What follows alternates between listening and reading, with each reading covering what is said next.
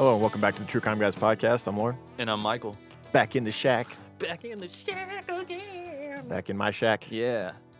It's warmer today, though. Yeah. It's definitely warmer. It's warming up on the mountain. We don't have to run the jet engine to keep warm today. You still saw some elk, though, on the way in, huh? I did. Saw a bunch of elk? Yeah, I saw like 8. Hell yeah. The antlers are falling off. It's time to start go looking for them. They were, yeah. Yeah. Like most of the bucks had like just one. Yeah. Is that what you call them? No. What do you call it? Bull. A bull. Bull elk. They're bulls and cows. Yep. Got you. Yep. Delicious. All right. Yeah, I know. You need to bring me some. Man, once sorry to all the vegans out there, but if you've had elk meat, once you've tasted it, you just see them now, and you're just like, they're like steaks with legs. You're just like, God, that looks delicious. Look at that thing looking at me. I know. Chris, when I sent my wife a Snapchat of the elk too. Yeah. And she sent me back. She said, nice, bring one home. We'll put it in the fridge. I mean the yard. That's my kind of girl. Yeah, man. Oh man. Yeah, they're funny creatures too. I think I don't know how I know certain times of the year they split off. Like after they get done mating seasons, like in October. Okay. They call it the rut. Yeah. And they go crazy. All the bulls go fight each other and shit, and all fighting for the girls' attention, the cows. But then they all meet up later, right? Yeah, but then like they split off after mating season, and they try to bulk up for winter because they're all just emaciated from mating season. And they're like, "Hey, bro, sorry about that last month. When I took your eye out. I was out there slinging horn, bro. Right. I'm sorry about that, dude. You get crazy when you get horny. That's right. You know how it is, man. Sometimes you catch an antler in the eye. Yeah. That's how things go. It's got to be an awkward time that when they come back together. They all have to go lick their wounds together. Right. It's been a rough season, mate. Right. All right. I don't know why the elk are Australian. Right. I could see that. All right. Well, we got a new freebie this week. Yeah, man. Yeah, it's a good one. We had This was a good one. Who suggested it? A case suggestion, which we haven't done in a while. We keep telling people, send us suggestions. Well, that's not entirely true. We've been doing some that have been suggested. It's just they got suggested so long ago and by so many people that we don't really know who to give credit to for a suggestion. Right. This is the opposite. This person suggested this on Monday, and we're like, we don't have a case yet. You know what? Let's do it. We'll do it. That you sounds saved good. us. So I want to thank Tracy S. for the suggestion. She actually messaged us on Instagram with this one, and we looked into it. We found a really good book called In Broad Daylight by Harry N. McLean. Very good book. Very good book. Incredibly detailed. Yes. Sometimes to a fault, but I think a good book. Yeah, in Audible form, it was 13 hours or something. I think it was like 14. Yeah, it was a long ride. It was a marathon, that's for sure. Yeah. Barely got it done in a week at work. So yeah, I was training this week. I was training an intern at work, so I had to kind of do it on the way home from work. I had to listen to every bit of time I had outside of work. I had to listen to it. Funny story about the intern though. Had this intern all week long. This is great. Right, riding with me for 5-6 hours a day, and on the last day of training, this is yesterday, I'm bringing him back to our work to let him go home. And he starts telling me, it sucks working 2 jobs. And I'm like, yeah, you got another job? What's your other job? And it turns out he works for a funeral parlor, a funeral home, Davis Funeral Home. And I'm like, dude, what the fuck, man? all week you have known this. To tell me this, so we could have talked about this shit. Here I am thinking you're kind of a boring dude, and now I found out you're super interesting. You've seen a million apparently he's seen thousands of bodies and transported them. He's seen all kinds of stuff, man. I was like, I have so many questions, and now you have to go, and I'll probably never see you again. Oh, he's not going to be I'm not training him next week. He's going on a different shift. Damn. Sucks. Well, yeah, that does suck. Right? Just drop that bombshell with you. Right? I didn't want to let him go. I'm like, no, stay. Got so many questions. But yeah, I got the reading of this book in when I could, and it was easy though. I actually enjoyed listening to it, so it wasn't like work. Right. Great case, super interesting story. One guy terrorizing an entire town, man. This guy up there with the scummiest people we've done. It's unreal the control he had over this town. Oh, God, I mean, a small town. Don't get me wrong. One of the smallest towns we've ever covered in Still, this. though, it's like, what, but it wasn't even people? It wasn't even just that celebrity. town. I think it was 437 people or something like that in the town specifically, but he was terrorizing the whole county. There was a bunch of small towns he would jump from each one and terrorize, but really had a grip on Skidmore. Oh, yeah. But yeah, man, I'm excited to get into this one. We want to just jump into it? Yeah, let's do it, man. All right. I think the Ken simply wanted to be big and important and to have people afraid of him when he walked down the street. And he got that. They were.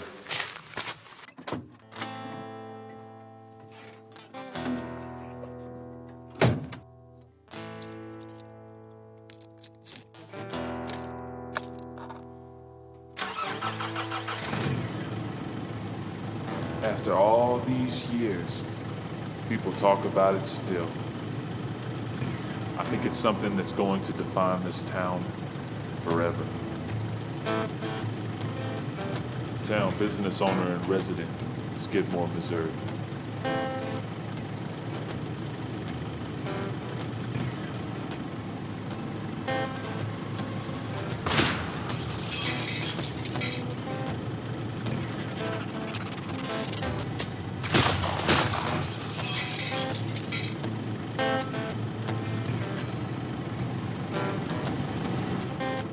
Is it the legend or the truth that make a man? What is a righteous soul to do, standing there gun in hand? Funny thing about the golden rule, even if you're not kind, it still applies to you. Is it the legend or the truth that make a man? What is a righteous soul to do, standing there, gun in his hand? Funny thing about the golden rules, even if you're not kind, it still applies. Even if you're not kind. All right, so our case this week was a guy named Ken Rex McElroy. Yeah, or McElroy if you're from Missouri. Oh, yeah, Missouri. McElroy, duh. I listened to McElroy. 13 hours of McElroy, and then I we say talked McElroy. about this. His name is freaking hard to remember It is. because it's so basic. It's so like, basic. what's your name? Ken Rex McElroy. Right. It's like, say what? You could have said anything. If the book would have said Rex a lot more, I think it would have been easier to remember. Yeah, Less stands common. out a little more. Yeah, but yeah, yeah, the whole week I had trouble after listening to his name be said a billion times in that book. I still kept blanking on what's his name again. I understand. I was doing the same thing. Hard guy to forget though, as far as personality wise. Oh, absolutely. Jesus Christ, what a scumbag! Almost, his personality was almost Gacy-esque. You know who his personality reminds me of? I think this is the closest to the Mockingbird Hill Massacre guy. Oh, The control, the love to have control over his own Yes. family and just over the town and anybody in his path. Oh, He would love I to got have you control another over. one though. I got you a better comparison. Okay. What about the guy from the Cinnamon? Do You Love Me, Cinnamon? Oh yes, That dude. yeah, He's almost identical. right. To that love guy. for young girls as well. Yeah. Yeah. Yeah. He was born on June 1st, 1934. He was the 15th of 16 children, born to a poor migrant tenant farming couple named Tony and Mabel McElroy. They had moved between Kansas and the Ozarks before settling outside of Skidmore, which is in Missouri. It's a very small town, Skidmore. Right. There's like 3 businesses, like population Still? Now? I think so. Yeah, I looked it up on. I went Google Street View, which is kind of I like to do with a lot of cases, Oh, me especially with too. small towns, just kind of get a Yes. feel for it. I love doing that. Yeah, I don't even know. Like as far as Google Street View, it looked like those businesses weren't even really open anymore. It was like a lot of dilapidated, like boarded up windows, and Really? I doubt we have any listeners in Skidmore. So if we do, I'm sorry for making your town sound pretty crappy, but Right. pretty sure you're just farming right now and you're not so much listening to pod. Maybe you are listening to podcasts and you're like using your big freaking corn machine, whatever those things are. Yeah. Is that what? Is that what Those things look freaking like those things look very fancy. The farmers, say what you want about them, but man, they got some farming equipment that looks like it's a spaceship. When you Dude, go inside, it's got a million real. buttons and like the thing looks complicated Those as things shit. are like $1 million too. right? God Stupid almighty. expensive. No wonder farmers are always broke. Dude, it says the total population is 284. 284. So it's actually gone down quite a bit. It has. Because back in the 80s, around like the time of this case, the 70s and 80s, it was fluctuating between 400 and 600. Wow. But I think there was more to offer back then. Farming is it's different now. You know what I mean? It used to be like a family-owned thing. Now it seems like farming's gone so corporate, Yeah. and there's subsidies for certain types of stuff that you farm and all that. And So basically, seems like there's like less farmers, but the ones that are operating are like super. yeah. A lot of them are super successful if they do. And they're probably dealing locally. That's why now they're down to a group of people that can keep these probably local farms alive. yeah. Probably a lot. That's probably where they make a lot of their money is locally. Seems like you had to kind of farm the shit that the government wanted you to farm if you wanted to be successful. Like they'll give you breaks if you farm corn and soy and shit that's not healthy for us. Right. Yeah. You know, That's interesting. They're pumping that out and stuff. They've stuffed corn into everything you buy now. Sugar and corn is in everything you buy. If you look at the back of a box of something you're buying. Yeah. So in 1900, the population was 560, and it's just plummeted every year since then. You go all the way up to like 1990, it's 404. Yeah. When this took place in 1980, there was 437 people. Right. Well, So that's what the time period we're talking about, yeah. Well, back then it's according to the census. Nowadays with like Amazon and all this stuff, it seemed like some of the stuff they had to offer that kept that town going isn't even really needed anymore. You know, like they had like small towns out there, and then this place had, you know, like a little grocery store, and it had some Right. stuff to offer to locals, but like now it's like you can just order anything online, or Yeah. I don't know. I don't know the reason for its decline. It just seemed like it was an old school town that nowadays just doesn't really make sense. I just wanted to see where it's located in relation to like the bigger cities, you know, like St. Louis, Kansas. It's probably closer to Kansas City. Let's see. Zoom out. I know the here. book mentioned it, but man, the book had so much information, it was hard to retain a lot of it. Yeah. You know? The book definitely went into detail about that town a lot. So, great book.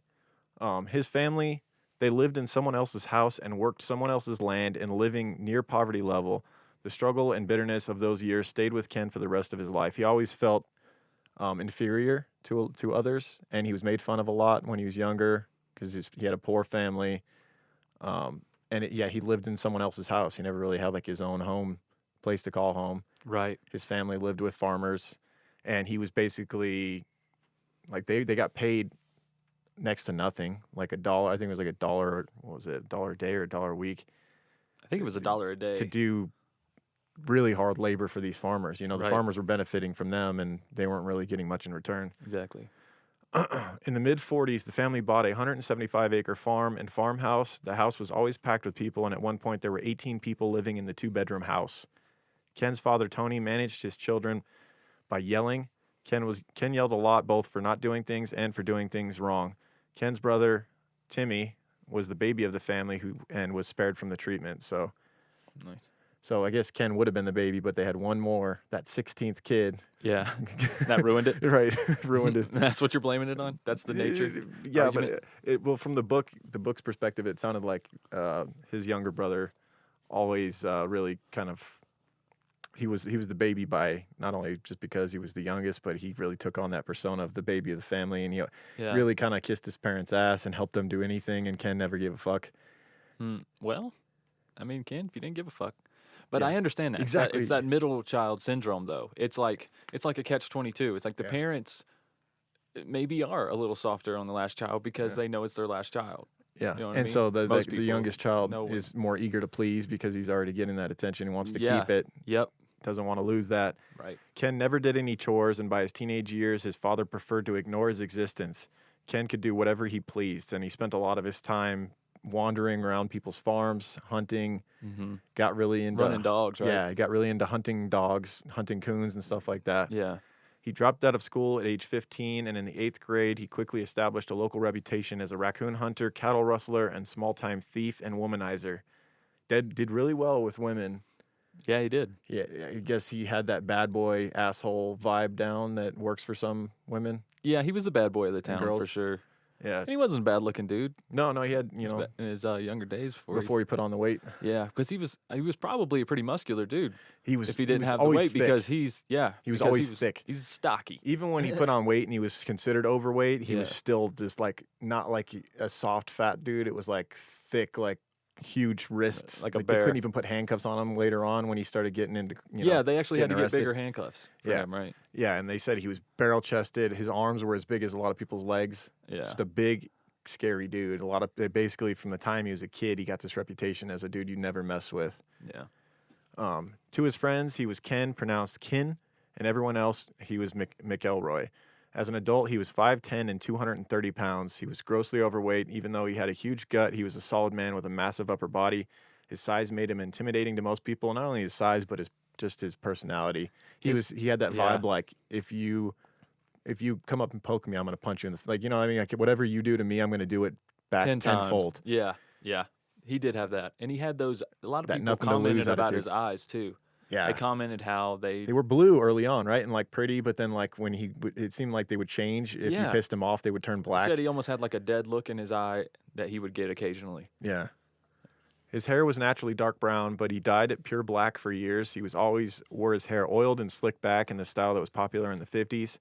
By 7th grade, Ken and his best friend John were both well on their way to becoming delinquents. When they weren't hanging out, they were riding around, going to other girls' houses. Ken eventually acquired a 1936 Ford, and while it gave the boys a vehicle, they also now needed money for parts and repairs. Because the boys didn't go to work or school, there was really only one way to get by, and that was stealing. That's right. Thievery. That's be stealing. Which is something he did all the way through his life, man. He was the county thief, man. He would steal from people's farms. He would watch their properties. Especially hogs, man. He dealt hogs. Yep.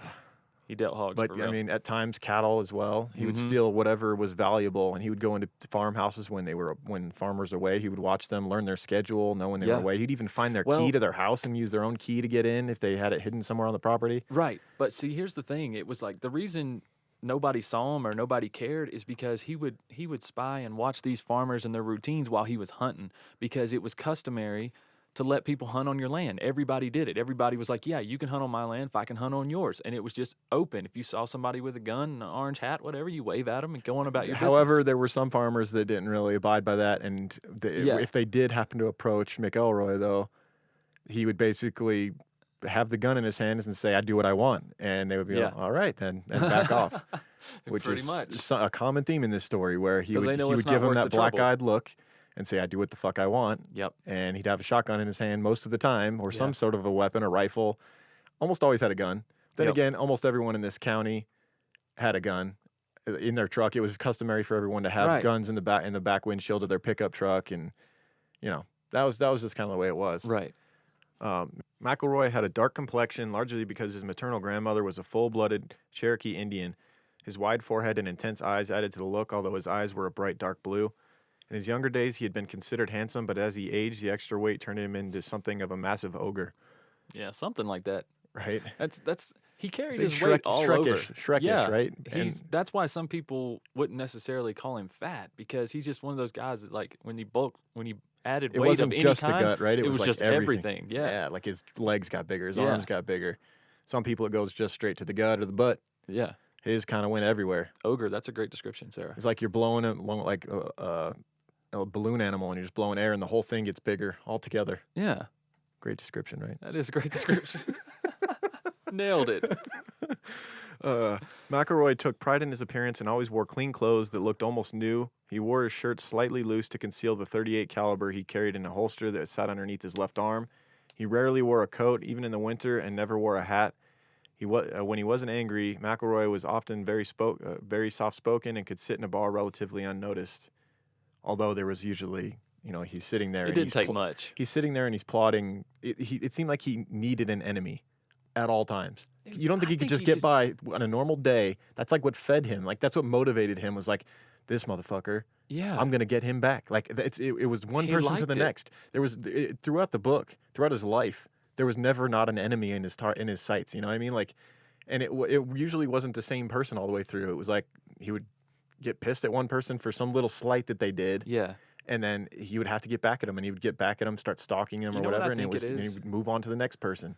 You know what I think it is? I think it's the excitement. I think for people that are addicted to that and putting themselves in that situation of violence, they're addicted to that excitement, that rush, that adrenaline. They like that conflict. We talked about it a lot in the Aaron Hernandez episode. Yeah, that being suspicious, that putting you on edge, it makes you feel alive because you never know what could happen. Yep. You know what I mean? And at the same time, you're generating more fear, and that makes you feel even more powerful. And I think it becomes like a vortex for these guys. Like they're not people like this. Like they're not serial killers. but they get their fix another way. And I think it is. It's this adrenaline rush. And that he they're had searching for. a huge chip on his shoulder that never left from feeling inadequate. And he's now an adult, and to get by.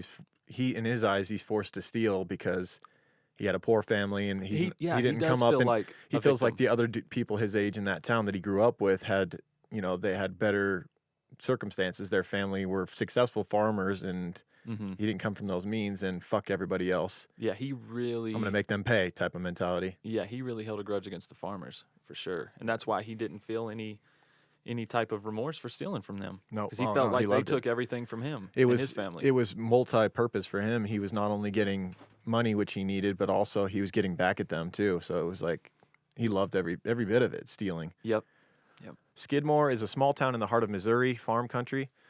In the 80s, the town population hovered around 400 people, although according to the 2010 census, there were only 284 residents, as we talked about. By the way, it looks to be it's north of Kansas City, and if I had to guess, just looking at this map, I'd say it's somewhere between 45 minutes and an hour north of Kansas City. Dude, so if we do our tour to Kansas City, we might be able to go drive through Skidmore. We would have to if we went that far. Yeah, and if we're in the Crete van touring from city to city, we might as well just roll through there on our way to another town. That's right. That's right.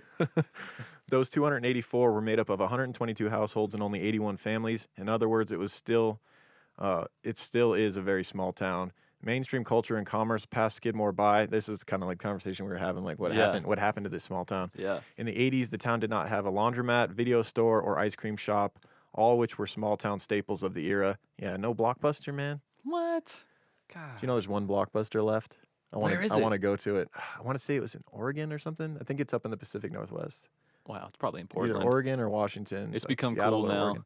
Now that it died, It's got to be a cool. hipster city, yeah, right? it's probably in Portland. Dudes on unicycles riding around they're picking out just DVDs. Just riding it right through the beads to the porn section. I have a unicycle that I ride quite often, actually. Yeah. Call me a hipster if you want. It's fun. They also didn't have any black or Hispanic people at the time, although it's likely they still don't. The town has 2 paved streets and 0 stoplights, so there's literally almost no traffic. It's perfectly safe to treat the stop sign as a mere suggestion to slow down. That's what I do in my town. Right? But Lauren can't do it though. I did that in Sandy Valley, leaving Mike's the first time we recorded out there and got a fucking ticket. Rolled through a stop sign, got a Dude, ticket. You got to watch those F-250 cops, bro. They That's hide what up it in the was. desert. That's what it was. Those dudes can hide up in there. I looked left, rolled through the stop sign, and as soon as I looked back right where I was going, he was staring right at me. Yeah. If you're coming the 15 from California to Vegas, Yeah. watch out around that Gene exit. Those F-250 cops do not mess around. Yeah. Metro. Yep. In the 80s, the overwhelming vehicle of choice was a pickup truck, and only radio stations that made it into the era played country music. Besides the few bankers, cashiers, and shopkeepers, it was a completely blue-collar town. The hierarchy was largely determined by how successful someone was at farming. The man who owns the biggest and most successful farm was at the top of the heap. Makes sense. Yeah.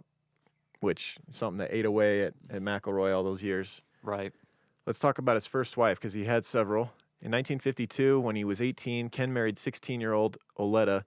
Soon after they were married, the couple moved to Denver, where one of Ken's sisters lived. Her husband got Ken a job working construction, and this is where a big event happens that may have shaped his personality. You know, we've talked about head trauma a lot of times in this. Yep.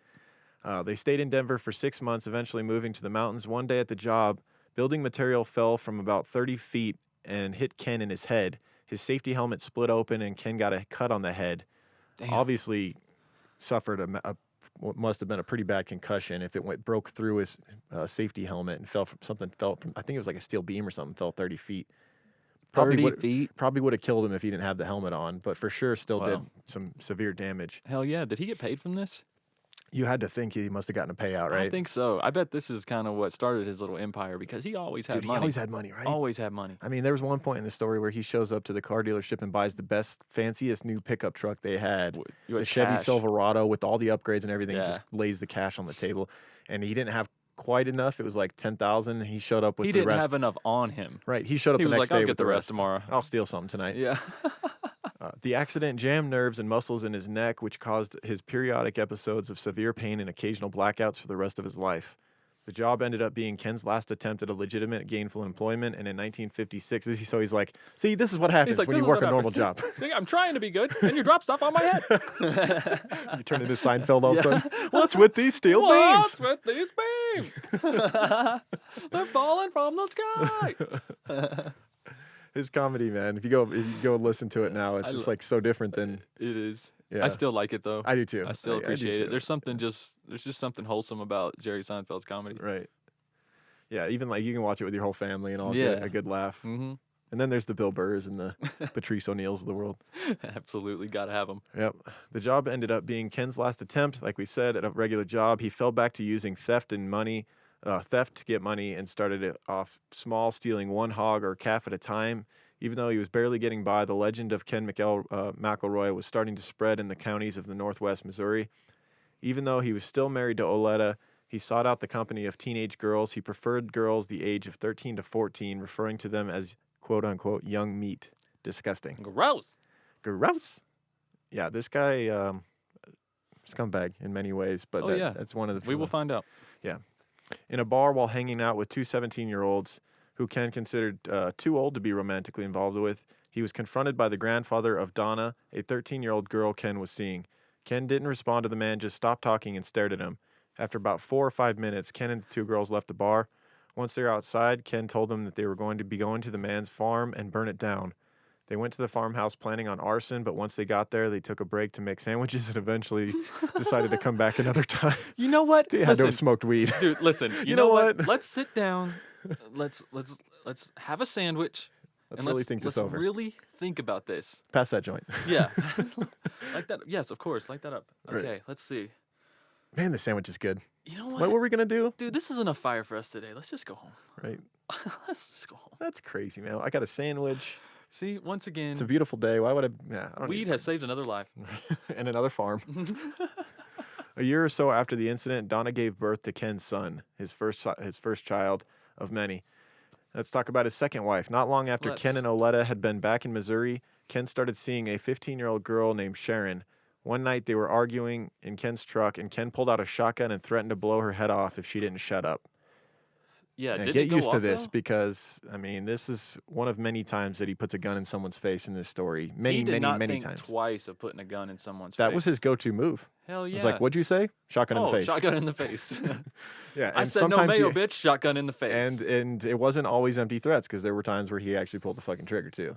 Yeah, there was. There was and no one knew multiple when occasions. he was being serious. Sometimes he would be like, he would just like to fuck with people. Yeah. He would just like to come up and stare at people, stand in their driveway or And their he house really you never knew what fed on the fear too. Like if the more scared you were, the more he was going to terrorize you. addicted to it. The few people that really stood up to him and said, fucking do it then.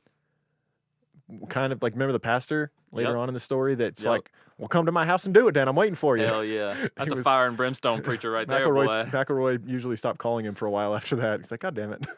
Listen, those preachers are not scared of hell because they know for damn sure they ain't going He's there. like, I know where I'm going. Send me there early. I don't care. Uh-huh. Got a mansion waiting on me, boy. Right. So on this occasion, when he put the shotgun in Karen's face, whether or not it was accidental, the gun discharged and left Sharon with a permanent scarring under her chin. So this is one of the occasions where the gun actually did go off. Yeah. And a common theme Ain't where that crazy? Someone who grew up around guns, knew everything guns, probably knew all the guns he had inside out, Yeah, cleaned them all the time, and he accidentally discharges a shotgun at his girlfriend's face. Right. Yeah. Find it hard to believe it was an Yeah, it's accident. bullshit. Although accidents with guns do happen. They're not toys. You got to be careful with them. We talked about it. But this was, knowing this guy, Yeah. The police were called to the incident and charges were filed. Charges were filed many, many, many times. Another common theme in this. yeah, what does that mean? Which came to let me nothing. tell you, nothing. Nothing. Dude, this dude got more breaks from the law, partly because he finds himself a damn good lawyer who may or may not have been connected to the mob. And that's another sign of having a lot of money. Right. Remember, because he could afford this guy. Nobody could. Yeah. Shit, the lawyer he had was better than the town's lawyers. Yeah. Like, He was like a mob lawyer, dude. yeah. Hey, those are the best ones. In July of 1959, Sharon gave birth to Ken's son, Jerome. Ken and Sharon often neglected the baby. When Ken's sister, Helen, came to visit from California, they took Jerome back with them when they left. So Sharon that's the second, this is the girl that he shot in the face, right? Or shot in the neck with a shotgun, and then he has a kid with her. That's right. Another common theme. Yeah. She knew he didn't mean to. Well, Bless his heart. these young girls, they in this story, like He it's spoils the it's hell hard out of to- them at well, first too. It's hard to tell whether it's out of fear that they stick around and they end up having kids with them and stuff, or if it's hard. Okay, It's hard look, to. It's, there's also another side of Ken McElroy, just to be fair, and it's security and safety that they have with him. Like, yeah, he's a little bit off the rocker, but nobody is gonna fuck with them. Yes. Imagine being a woman at this time in the '80s. You can go wherever you want. You can go to the grocery store. Men ain't even gonna look your way. Men Right. ain't gonna be catcalling you. Men aren't gonna be fucking around messing with you. You have all the security. Like, that is worth a lot to a young girl growing up, especially if she feels. she just neglected looks at by him and her goes, family. "See what he did to my face? Imagine what he would do to you." Yeah, yeah. I mean, you know what I'm saying? The security is something that I don't think gets mentioned when people are like, "How could they do this? How could they do this?" Well, I mean, if they didn't have any other family or anybody that's looking out for them, Right. So this is how this whole thing happened. So he had the quote unquote accidental discharge of the shotgun to Sharon's face, and to escape prosecution, Ken convinced Oleta to agree to a divorce, and then Ken married Sharon in 1958. Basically, getting rid of the one person. The only way he was going to get convicted for the shooting of her in the face, was if she testified against him, and Right. in order to avoid that, he just married her. yeah. It doesn't And then say he much told his about. first wife, like, "Hey, I got to do this so that I don't get locked up." And she was Right. like, "Okay." Yeah, she Sounds was good. fine with it. Yeah. But then again, she could have been like, "Well, good. Now I can share the beatings." Right. Who Sharon, knows? and we talked about this a little bit, but Sharon seemed to be torn between loving Ken and being afraid of him. She tried to get away several times, but always came back to him. Unfortunately, she had neither the strength or the resources to make it on her own. In 1961, she gave birth to their daughter, Tammy Sue. Sharon decided eventually to make a real shot at leaving and showed up at the sheriff's office in the next town over. So here we go. She's really trying to get away from him, and you can see the fear because she knows she can't just like, "I'm leaving you, Ken," Right. and just like go to her parents or whatever. She can't do that. She knows he's going to find her, and Oh he's going yeah, to those would be retaliate. the first places he checks, and he Yep. knows everybody. Yep. You got to leave town. Yeah. Sharon and her baby were placed in a foster home in another town. They were at the foster home for about 6 weeks when Ken managed to find out where they were, and she knew the whole time. She barely got any sleep. She's got her new baby, and she's at this foster home, and she's telling these foster parents, like, "You don't understand. Like, he will find us." Like, she hadn't left the house in these 6 months for that reason. She was so afraid that he was going to see her leaving Right. and know where she lives, or see her out in town and follow her back to where her foster parents are. Mm-hmm. And he still found her. And one day she looks out the window and he's sitting in his pickup truck down the street Damn. staring at the house. It's them damn hound dogs, man. Fuck, it's crazy, man. And he also had resources. He had a lot of He did resources. he I'm did just have some joking. friends, and the friends that he had were usually the criminals. Oh You know what yeah. I mean? So they're the ones that are Yeah, and a lot of these pig stealing excursions he was going on, these weren't alone. He had help. Yeah. He had people. He had associates that he paid. Yeah, and so he began terrorizing these foster parents once he found out where she lived. And eventually, Ken managed to sweet talk Sharon, offering to bring Jerome back from California. He convinced her to come home, and the foster family heard that when he got back to the house, Ken severely beat Sharon. So he got her back and then Yeah. and beat her for leaving. Right. Near the same time, another girl, a 13-year-old named Sally that Ken was seeing at the time, was dumped on a lawn in town, bleeding and wearing torn clothes. When both Sally and Sharon were living at the house, Ken often beat them and had violent sex with them, utilizing household objects. Yeah, that was brutal. I mean, like we said earlier, the serial killer tendencies. Like, he wasn't a killer, but he had a lot of those tendencies. He was a killer. He was a killer. It was mere just I circumstance. think he wanted to kill these people. That all these well, you'll find out. But there's other near misses. Spoiler this alert, he story. doesn't actually kill anyone that we know of, but man, he came close several times. That we know of. Yeah, I But mean, someone who's willing to put a shotgun in someone's face and pull the trigger has killed somebody already. yeah, and there's another guy who shoots in the well, maybe stomach with a not already, shotgun, but in this assuming case. he was going to die. You know, there's Yeah. several of these people he assumed they were going to die. He just didn't That's right. finish them off. That's right. And it almost seems like fate. The that they- intent was there. Yeah. Sometimes he would just go back and forth between the two girls. Sally also bore Ken's children, giving birth in 1961, 1963, and 1964. At the same time, Sharon was still having his children as well. Fucking unreal that he's getting away with this. An These are army. underage girls. Creating an army. Yeah. And he's marrying them. Yeah. At one time, both girls were in the hospital at the same time, giving birth to more children. After 3 children, Ken decided he was done with Sally. Her father had passed away, and threatening to harm him was one of the last holds he had on Sally. Sally moved away with the 3 children and into an apartment in nearby Maryville. Eventually, the children were taken from Sally and placed into foster care. Most people, including the kids, were unaware of who the father was.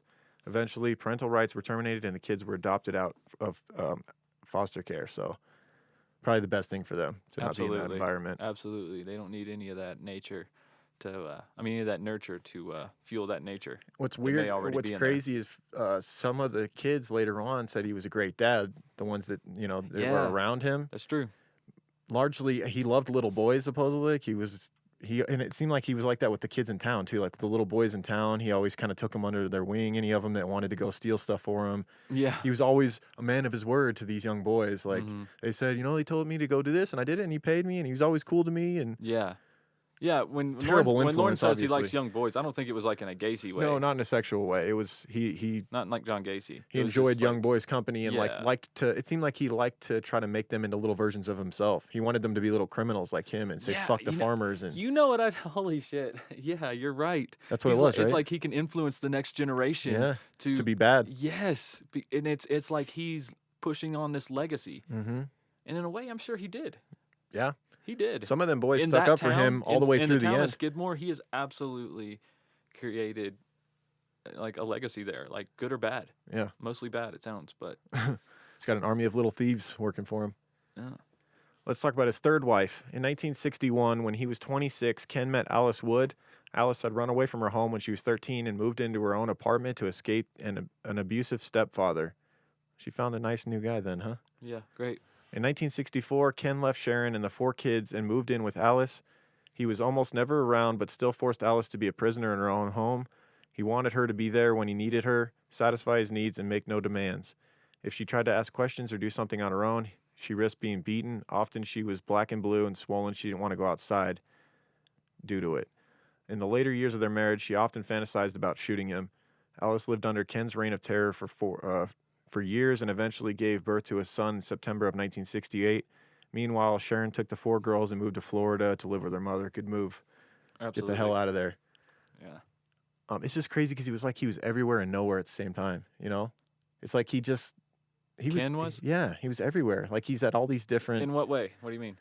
It seemed like he was able to stalk and like terrorize so many people in these different group of towns in this Oh, I see what you're saying. Like the anticipation that he may show up at any moment seemed like he was always there. Traumatize the town. Yeah. And so you're saying he's everywhere. But physically, he's in so many different places that he must not have been around one place. Physically, he's at home like drinking beer and like cutting up hogs. But every truck that sounds like his that drives by, you think it's him. Yeah. And not to mention, he used to roll in a caravan too, which is pretty damn intimidating. Yeah. Like you're gonna roll through town 3 pickups deep. Oh yeah. Like that's you're trying to make a statement. He liked that. Yep. He absolutely did. He was the outlaw. Mm-hmm. In the late 60s, Ken met Fred. Fred would become his best friend and partner in crime until the bitter end. Fred was 10 years younger than Ken and often treated him like a son, helping him out of tough financial situations and never asking Ken to pay back the money. In fact, he never mentioned it again. The most exciting times for Fred was when Ken worked himself into a frenzy over someone who had allegedly wronged him. Fred was always up for the revenge. And in February of 1969, a farmer's co-op warehouse was broken into and some very expensive herbicide was taken. The thieves returned several nights later for another load. The police expected Ken, of course, he's like the well-known criminal in the area. Right. And they thought he may come back for another return trip. An elderly security guard was hired and armed with a shotgun. 5 nights after he was hired, someone tried to break in, and although he never got a look at him, he managed to fire off a shot blast in their direction. The police were called and combed the area. They managed to follow a Cadillac they suspected was involved, but were unable to keep up with the vehicle due to the winter road conditions and lost track of it. So yeah, early on he had like a yellow Cadillac before he got that pickup. That's pretty badass. Right? It is kind of scary. Like you're an intimidating big dude rolling around a cat. It's like mob. Yeah, it's probably like had like horns on the hood. Yeah, it's very mobbish. Yeah. Police searched for concrete proof that Ken had been involved, and they eventually discovered that Ken had been at the hospital in a neighboring town that same night getting shotgun pellets removed from his backside. That's pretty concrete proof to me. Yeah, I'm going to go out on a limb and say he did it. Yeah. Ken was brought in for questioning and denied any involvement and took until 1971, but eventually Ken and another man were indicted in charges with 5 counts of burglary and theft. Warrants were issued for their arrest, but they were never served, and the case never went to trial. That happened all the time. Because a lot of Dude, times... the police were afraid of him. Like, that's the biggest thing. Is like they didn't want to go serve these warrants. They didn't want to go arrest him. Here's what would happen. Like, the person that originally called the police or whatever would find out that it may be Ken. Yeah. And then they would be like... I don't want to have to You stay know on what? trial. He's going to fucking kill me. Yeah, exactly. The longer they think, during the process of him being arrested and actually being charged, somewhere around there, they would just lose their nerve. Yeah. Because he was, directing these attacks and stuff outside, too. Yep. He was doing stuff to intimidate witnesses and... Yeah, and he would always find out who the witnesses were. There was and he actually... would start showing up at their house, sitting outside, staring at them. Right. Just that implication. If you testify against me, Now, you're a lot of blame goes to the police in this case. But to be fair, there was a statement by a police officer of the town that worked in the book. And he said that what would happen is they would file these reports and then the police officer would write it up. He's like, and then when I would go to them to have them sign it and finalize it so we could put them into protection or whatever, they wouldn't sign it. Yeah. They wouldn't sign it. They were basically saying, I'm no longer in trouble. Right. And if you're saying that, then how can the police officer, you know what I Yeah, mean, what's he justify supposed to do? using the resources when there's only so many police in the town? It's a town of 200 people. Yep. You know? Usually they had a guy who was hired to be the marshal or the sheriff or whatever. The one guy, the main one in the story, he had no law enforcement background. He was just a Right. dude that people liked, and they thought he was kind of like he was a man of wisdom and means, and like if you messed with him, they were like, that guy, I say we vote him in. And Yeah, that he was guy like, seems I like don't want to do it, and they're like, well, you're gonna be the best guy for the job, so here's your gun. Here's $200 a Actually, month. Have they fun. didn't even give him a gun. Yeah, they gave him $200 a month, and they Yeah. gave him like a holster for a gun and some bullets, and they're like, go buy your own gun, bitch. We just need somebody that does what we want them to do, okay? Right. No, but to be fair, Ken knew his limits. He was very familiar with the law. Yeah. You know what I mean? He knew how far he could go with Oh people. yeah. Oh yeah. And he would take it just to yeah. the limit. He would of sit right where- outside their property. He wouldn't go onto Right. their property Because there's things in society that you wouldn't do, not necessarily because they're illegal, but you wouldn't do it because it's like, well, that's just weird, or that's rude. But you could Or do it if you wanted But there's people who don't give a fuck to. Yep. about He's one of them. about that gray area. One of his favorite things to And do he would be to dances in sit there, man. outside your house on the road in front and just put up the hood of his truck and act like he was fixing it. Yeah, So if the police did stop, he could act just like, oh, I was just, I had a problem with my truck. yeah. But really, he's just standing against the fucking hood, staring at you while you're doing yard work or Yep. staring through What are your you gonna window do? at you. What do you? It's one of those gray areas. Yep. It's like you either get into an altercation and you both go to jail, or you just leave them alone. I guess it's fucking weird, dude. Yep. In late 1969 and early 1970, Ken went on a violent crime spree that resulted in 19 separate felony charges.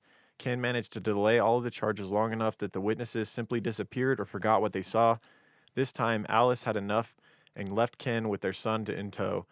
She went to her parents' house and holed up with a 32 caliber pistol, determined to protect herself and her son. Unfortunately, she mishandled the gun and managed to shoot herself in the hip. The injury wasn't life-threatening, but it required her to stay in the hospital for a week. Damn.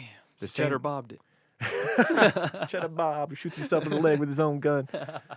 The same night she was admitted to the hospital, Ken called her parents' house and threatened to take his son back. Ken showed up at the house and managed to shoot Alice's father, Otha, in the leg through the window. Oh, I forgot about that part. Yeah. Dude, he fucking shot him through his own window in And he his did living that room. shit on purpose. He didn't want to kill him No. because he knew he'd be a suspect. He'd go to prison. Yeah. He knew he just did enough to hurt him.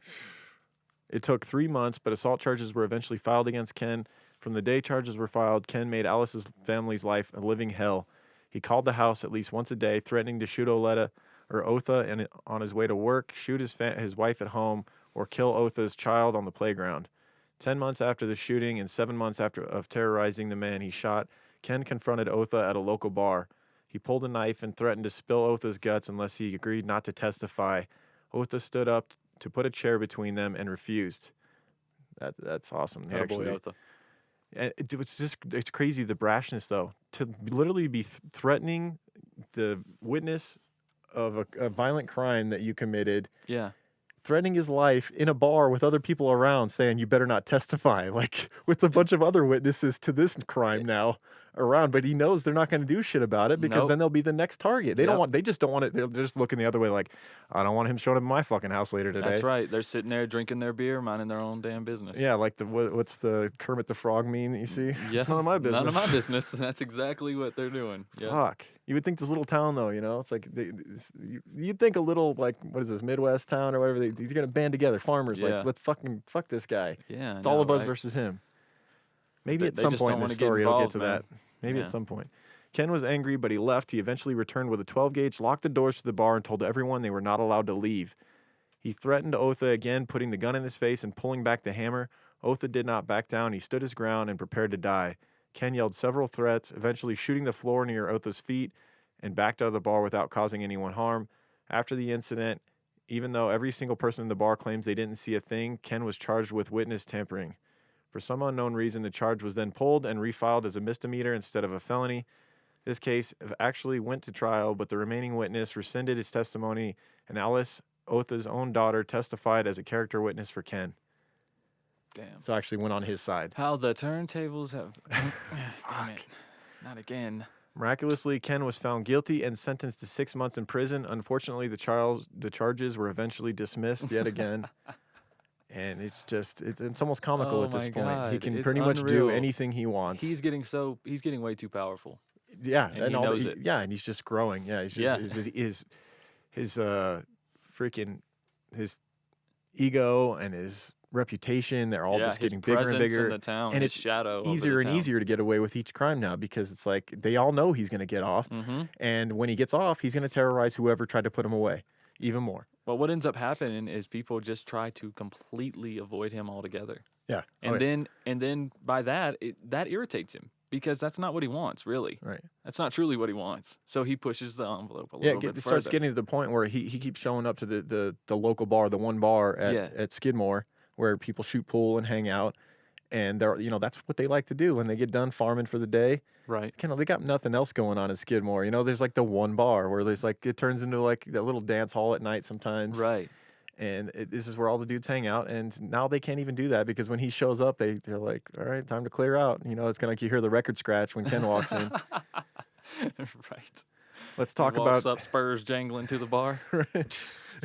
this is almost like a modern day Wild West story, isn't it? It is. Like you It got is. lawmen that probably shouldn't be lawmen that were kind of just handed the job because it Yeah. was convenient. And then you got, And you this got guy one terrorizing dude. the town. Yeah, you got one bad guy that can terrorize an entire town. It's like an old Clint Eastwood movie And or this is something. in the 80s. Yeah. It's crazy. So, well, most of it took place in the 70s and Late it kind of came to a 70s, yeah. conclusion in the 80s. Okay, yeah. Let's talk about his fourth and final wife. Ken met his last wife, Trina McLeod, when she was 12 years old and in 8th grade. Fucking puke. Ugh. It's just, like, how old is he at this point? Probably in his 30s, I'm guessing, or older. Damn, is he that old at this point? Yeah, he's got to be. Wow. Before meeting Ken, she was she was a happy average kid who participated in school activities and had a boyfriend. After she began to start skipping school and often got in trouble, Ken began coming to the school and sitting outside and waiting for her. He would wait for her to get out of school, and then she would leave with him and go back with his truck. The school tried to prevent it, but they were even less successful than the police at handling McElroy.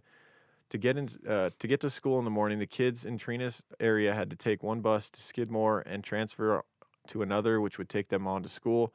Ken would wait for Trina in Skidmore and pick her up, then bring her back at the end of the day so she could catch the bus to Skidmore back to her house. When he dropped her off, she was often disheveled and crying. At first on their outing, Ken had taken her shopping and bought her things. Eventually, he just started taking her to a motel and molesting her. She became pregnant when she was a freshman in high school. At the age of 14, Trina dropped out of school and went to live with McElroy and his third wife, Alice. The control here, it's like he's bringing home this young middle school girl to live with his wife, who he's impregnated this young girl. Yeah, it's like he's really just trying to build an army. He's building like Yeah. his own little And hierarchy. he's scared them into submission, and Yeah. like now they're working for him, and like they've Right, joined like it's his disciples free, it's or like something. free labor for protection, I guess, of some sort. But no one's protecting them from him because everyone's afraid of him. 16 days after Trina gave birth, both she and Alice fled to Trina's mother and stepfather's house. Trina convinced Alice to help her, and they took Alice's 2 kids. Trina's parents agreed to help them, and everything was going well until Trina and Alice left the house. Ken was out looking for them and spotted them. Back at Trina's parents' house, a standoff ensued. Ken threatened to come in and kill everyone unless the women and kids came back with him. After a tense few minutes, Alice gave Ken their son, and then shortly after, the daughter was well. Then he wanted to talk to Trina. Her parents strongly cautioned her against it, but she went out to talk to Ken, and whatever he had to say worked because eventually both she and Alice left with him. Fear, dude. It's fear. It's fear. It's absolutely fear. It's all it is. It's all the they have nowhere to threats. go. They have nowhere. If they go run to their parents for protection, he'll come to the fucking parents' house and threaten them. He has no boundaries at all. This dude would get creative as hell with his threats. Oh yeah, no. Some of the stuff he would say over the phone. Yeah. It's like I'll chop your wife in pieces and leave her on the on your in your yard or ridiculous. Yeah, it is insane. That evening, once they were back at the farm, Ken beat Alice severely for her role in the event. He hit her in the face so hard with the barrel of his gun that her nose, both orbital sockets, and brow bone were broken. She managed to get to the hospital in the next town. She arrived with her face split open and swollen from the beating. Once the swelling had gone down, her face was turned a gruesome black and blue, and the damage left her with headaches for the rest of her life. God. So, you guys had it with this guy yet? Right? Is this enough? Fuck, he's up there, right? With the terror and the nonstop agony that he puts people through. It's different. It's hard. It's a special kind of scumbag. It's really hard to measure his impact, like how negative his impact was On an entire town. Yeah, on multiple towns, really. Like not only physically but mentally and just everything. Yeah, the impact is it's immeasurable. I think sickening. Out of 400 people, I mean, I think most of them were terrorized by him, or at least heard of him. Yeah, and just stayed clear. Afraid for sure. Yeah. When Alice was released from the hospital, she went back to the farm. Ken wasn't done with his vengeance though. When Alice was at the hospital, he raped Trina at gunpoint. Still not satisfied, he then returned to Trina's parents' home when they were away, shot the family dog, and burned down their house. Yep. I just had to take a pause after that. It has no bounds. It's just unreal, man. No bounds. I guess he decided not to eat a sandwich that time. Yeah. He burned it down and then ate the sandwich. I don't know.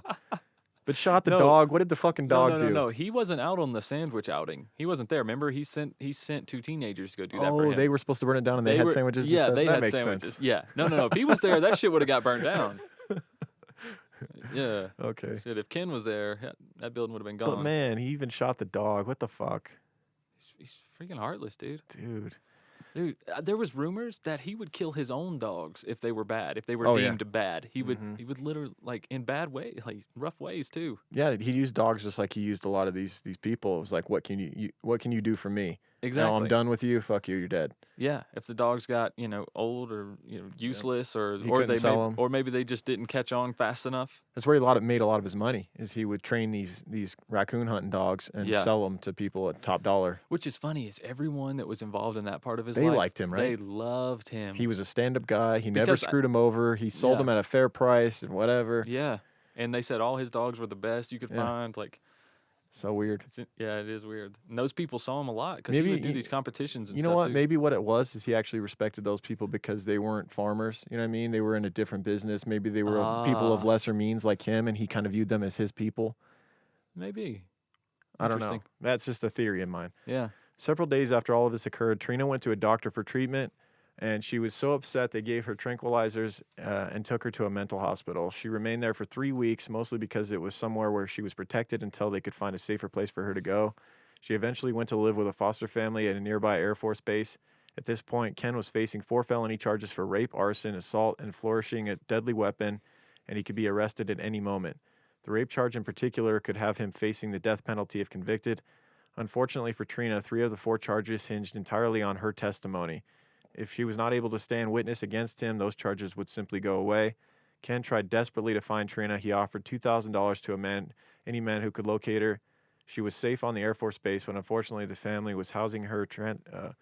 The family who was housing her transferred her, and she had to leave. Damn. She was then. Wasn't he harassing? He was harassing them too, right? I'm not sure. I mean, he harassed so many people. It's hard to Why would remember. they? Why would they want to transfer her for no reason? I don't know. What does it say? They eventually the family that was housing her transferred.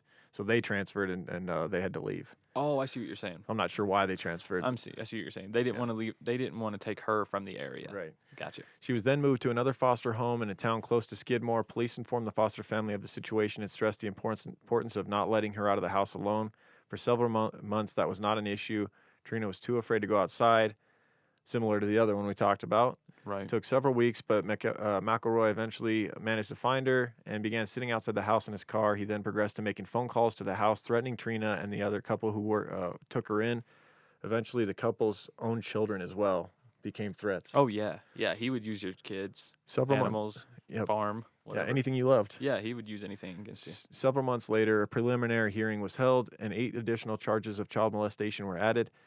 If the cases had gone on to trial quickly, McElroy would likely have been convicted of all the molestation charges. Unfortunately, it took 17 months from the initial incident for the first 4 charges to be brought to trial, and another month for the additional 8.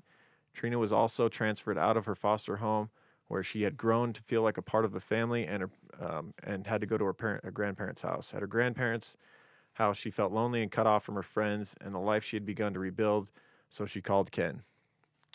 Yep. There we go. Like I And was the rest saying is earlier, history. when She you then got nowhere to became go. she then became kind of like part of his muscle. Remember, he had like She was his right hand lady. part of his convoy when he would drive around town. You know what? I think she just was like, okay, I tried everything else. Yeah. No one wants me. No one's left. I guess I'm a part of this. She does This is keep who I getting am. let down. She keeps getting Yeah, let down she's by like, the I guess system. this is just who I am. This is Foster what I'm families supposed to take do. her in. It goes great for a while, and then they Mhm. can't keep her. You know, Right. they can't keep her safe, or they just can't keep her. Mm-hmm. McElroy divorced Sharon, which was his second wife. He was actually technically still married to her, and married Trina to escape charges of statutory rape, to which she was the only witness. So he does this again. Yep. Marries the The victim. old marry the victim trick. The old marry the victim to keep her from testifying. Right. Works every time. Yep, that old bag. God damn. Somehow he had convinced her parents to consent to the marriage, which they legally had to do because Trina was still only 15 years old. And somehow that happens. So yeah. This story's pretty unbelievable, man. It really is. It just goes to show, man. It goes to show the power that he had over people. Yeah. It really does. The power They, of they must fear. have signed that out of fear. Signed their 15-year-old daughter Absolutely. to be married to the Yep. scummiest dude on the planet who's been raping her out of fear. And she probably gave him no choice either. She's like, I don't want to stay here. I don't want to be here. So, Yeah. I'm just going to run and leave and be with him. So you might as well sign the paper. I mean, Man. at that point, when your child gives you that ultimatum as a parent, and they've completely made up their mind, Right. it's hard to not let them learn their lessons. I You know guess what I she mean? just Because viewed it as it's easier to give him what he wants than it's a to lose-lose try for and a hide parent. from him and be Yeah. afraid of what he's going to do. In my opinion, most cases, it's a lose-lose for the parent in that situation because if you try to stop them or you forcefully stop them, they're going to resent you. Yeah. And then if you let them go, they're going to get hurt.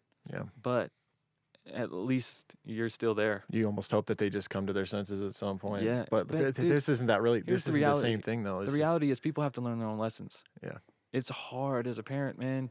It's so hard. You want to be a helicopter parent or whatever, but you have to let them learn their own lessons. Yeah. That's the ones that stick with them. What's up, creepers? Let me tell you about a little company we've been working with called HelloFresh. HelloFresh is a meal kit delivery service that shops, plans, and delivers step-by-step recipes and pre-measured ingredients so you can just cook, eat, and enjoy. HelloFresh makes conquering the kitchen a reality with delicious, simple recipes. HelloFresh does all the meal planning, shopping, and prepping so you can focus on a healthier you and a happier family. Cooking is really just more enjoyable and easy with HelloFresh. Fresh, pre-measured ingredients and easy-to-follow 6-step picture recipe cards are delivered to your door each week in a special insulated box. Spend less time meal planning and grocery shopping so you can get that time back to do more of what you love.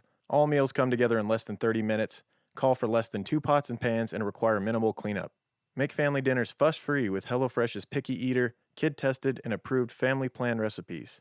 Help make deliciousness part of your every week, with 3 plans to choose from: classic, veggie, and family, with the option to switch between for when your tastes change. Enjoy fun menu features with HelloFresh's dinner to lunch, 20-minute meals, gourmet, and one-pot wonders, among more.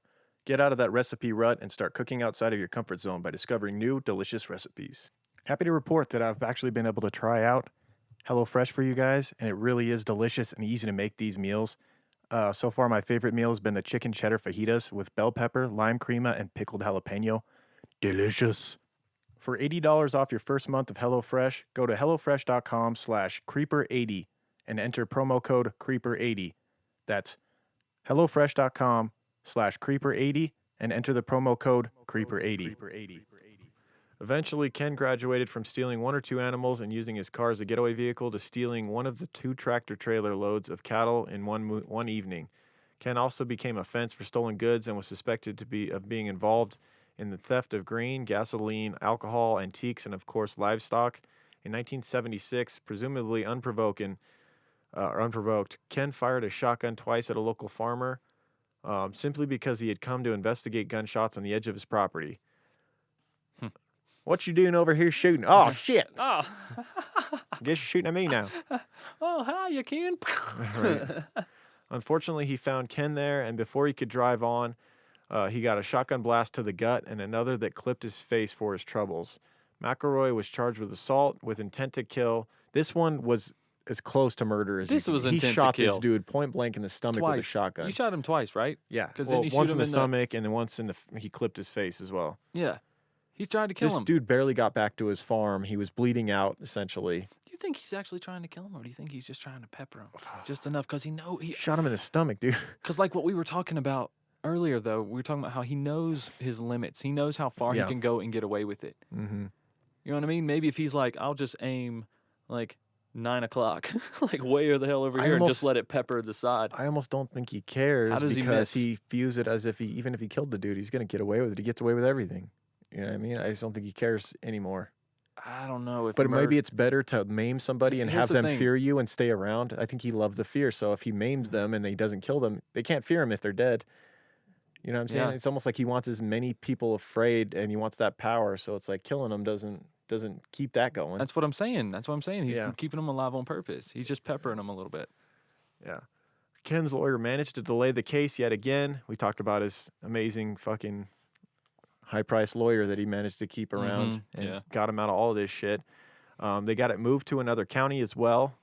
Conflict of interest, they said, because nobody around these towns liked him. Right.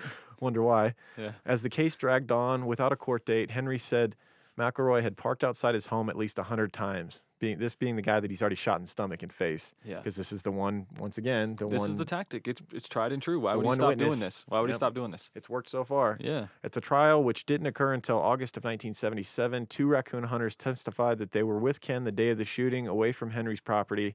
Henry was forced to admit in court under questioning by Ken's attorney, Richard Gene McFadden, that he had concealed his own petty criminal conviction from more than 30 years previous. Yeah, so the poor bastard that got shot in the preliminary hearing, McElroy's attorney had asked him, "Do you have any charges, like criminal charges in your background?" And the guy said, "No, I'm clean." He had forgotten about a freaking drunken fight he had gotten into like as a teenager. Oh my And so God. Ken's attorney keeps a mental note of this and goes, "All right, wait for trial, bitch. I'm going to bring that up when you're on the stand," and basically prove that you're a liar. He basically Yeah. said, "So remember, you told me that you had never had any criminal charges. Well, I found some charges Yeah. of you fighting, and so why'd you lie about that?" Ladies and and basically gentlemen. ruined his character on the Right. stand. How can we believe this man? Right.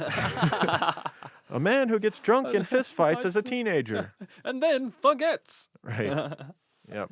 At the end of the trial, after 2 hours of deliberation by the jury, Ken was acquitted. Shocker. The people of Skidmore were shocked at the verdict. I don't know why at this point. Like, nothing surprising. He could pretty much get away with murder. Pretty much. At this point, Ken seemed totally immune from the law. Ken decided to remodel his old farmhouse to provide a better home for his family. He had the entire house redone and added wiring and plumbing, 2 things they had not previously had. A 3rd bedroom was added, and the house became a real family home. Oh, how sweet. Yeah.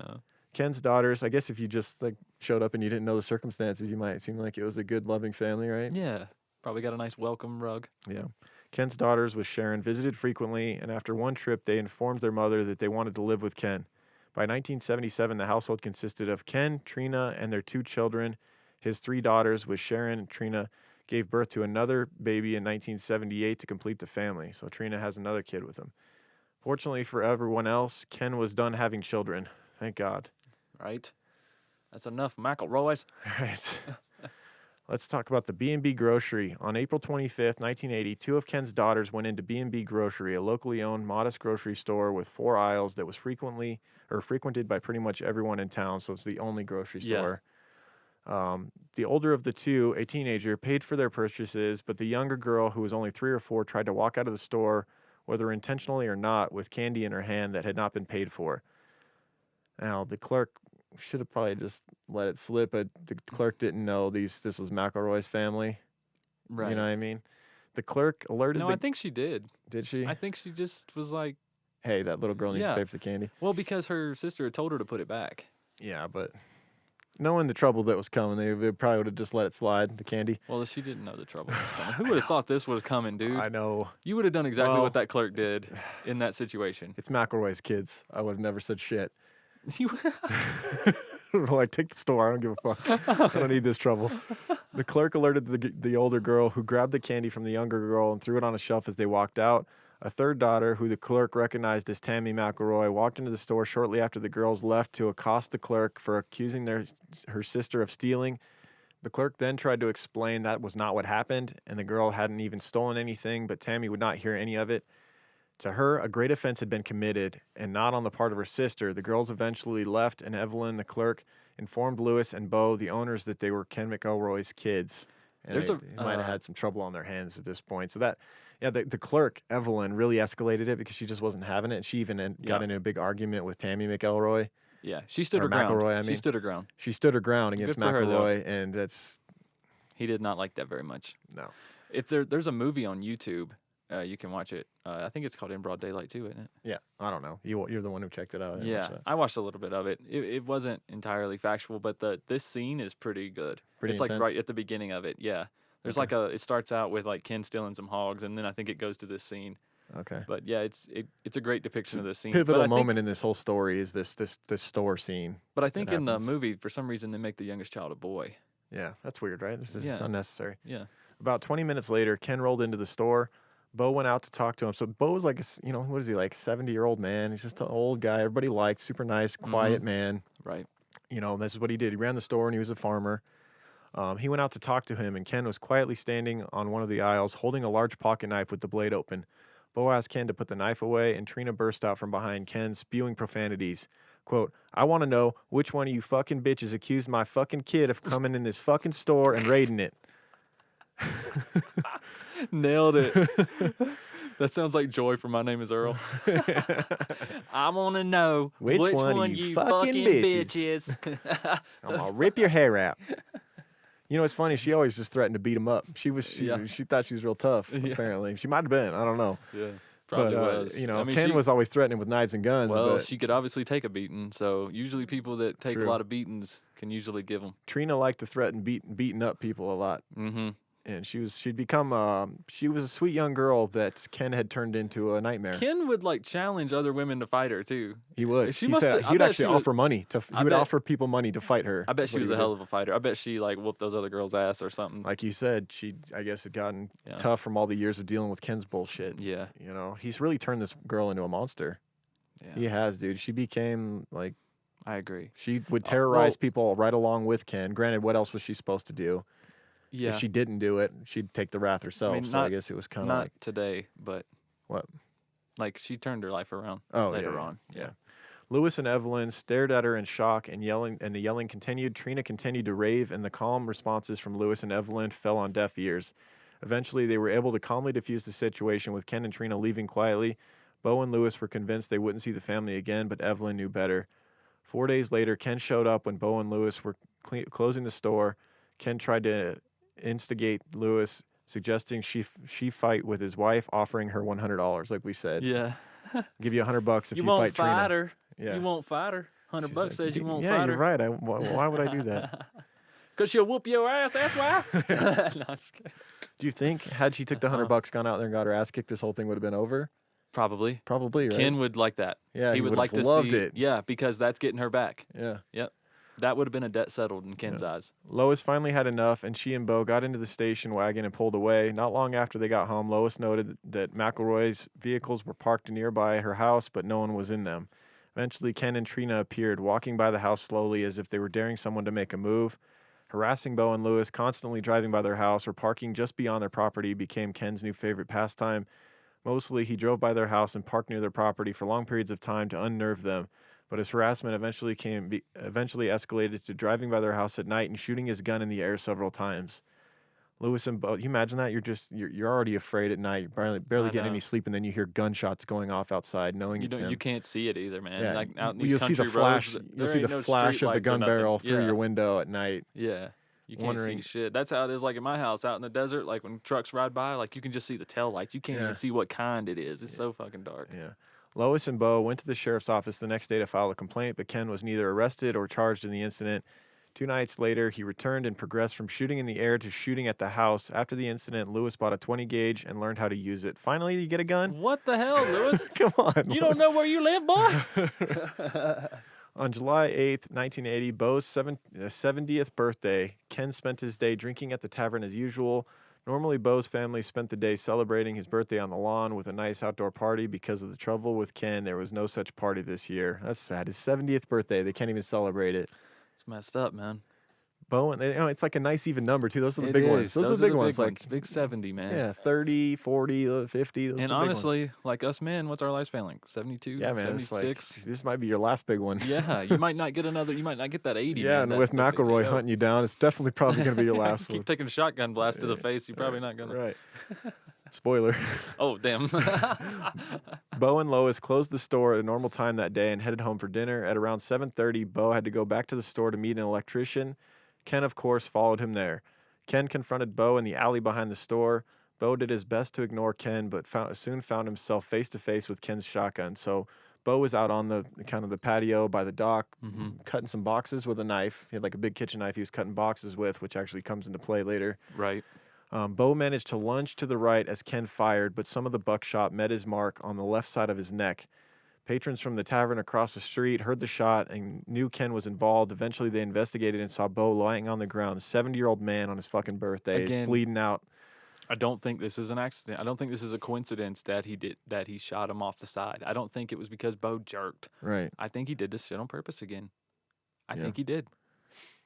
I So really do. you think if he wanted to kill him, he would have killed him? Absolutely. He's point blank with the shotgun. The guy hunts all the time. Yeah. Several townspeople got there first, tending to Bo and calling for an ambulance. Someone called for Lois and also called the police. Lois and the police beat the ambulance there, and one of the deputies got what information he could from Bo, considering that he was barely conscious or able to speak.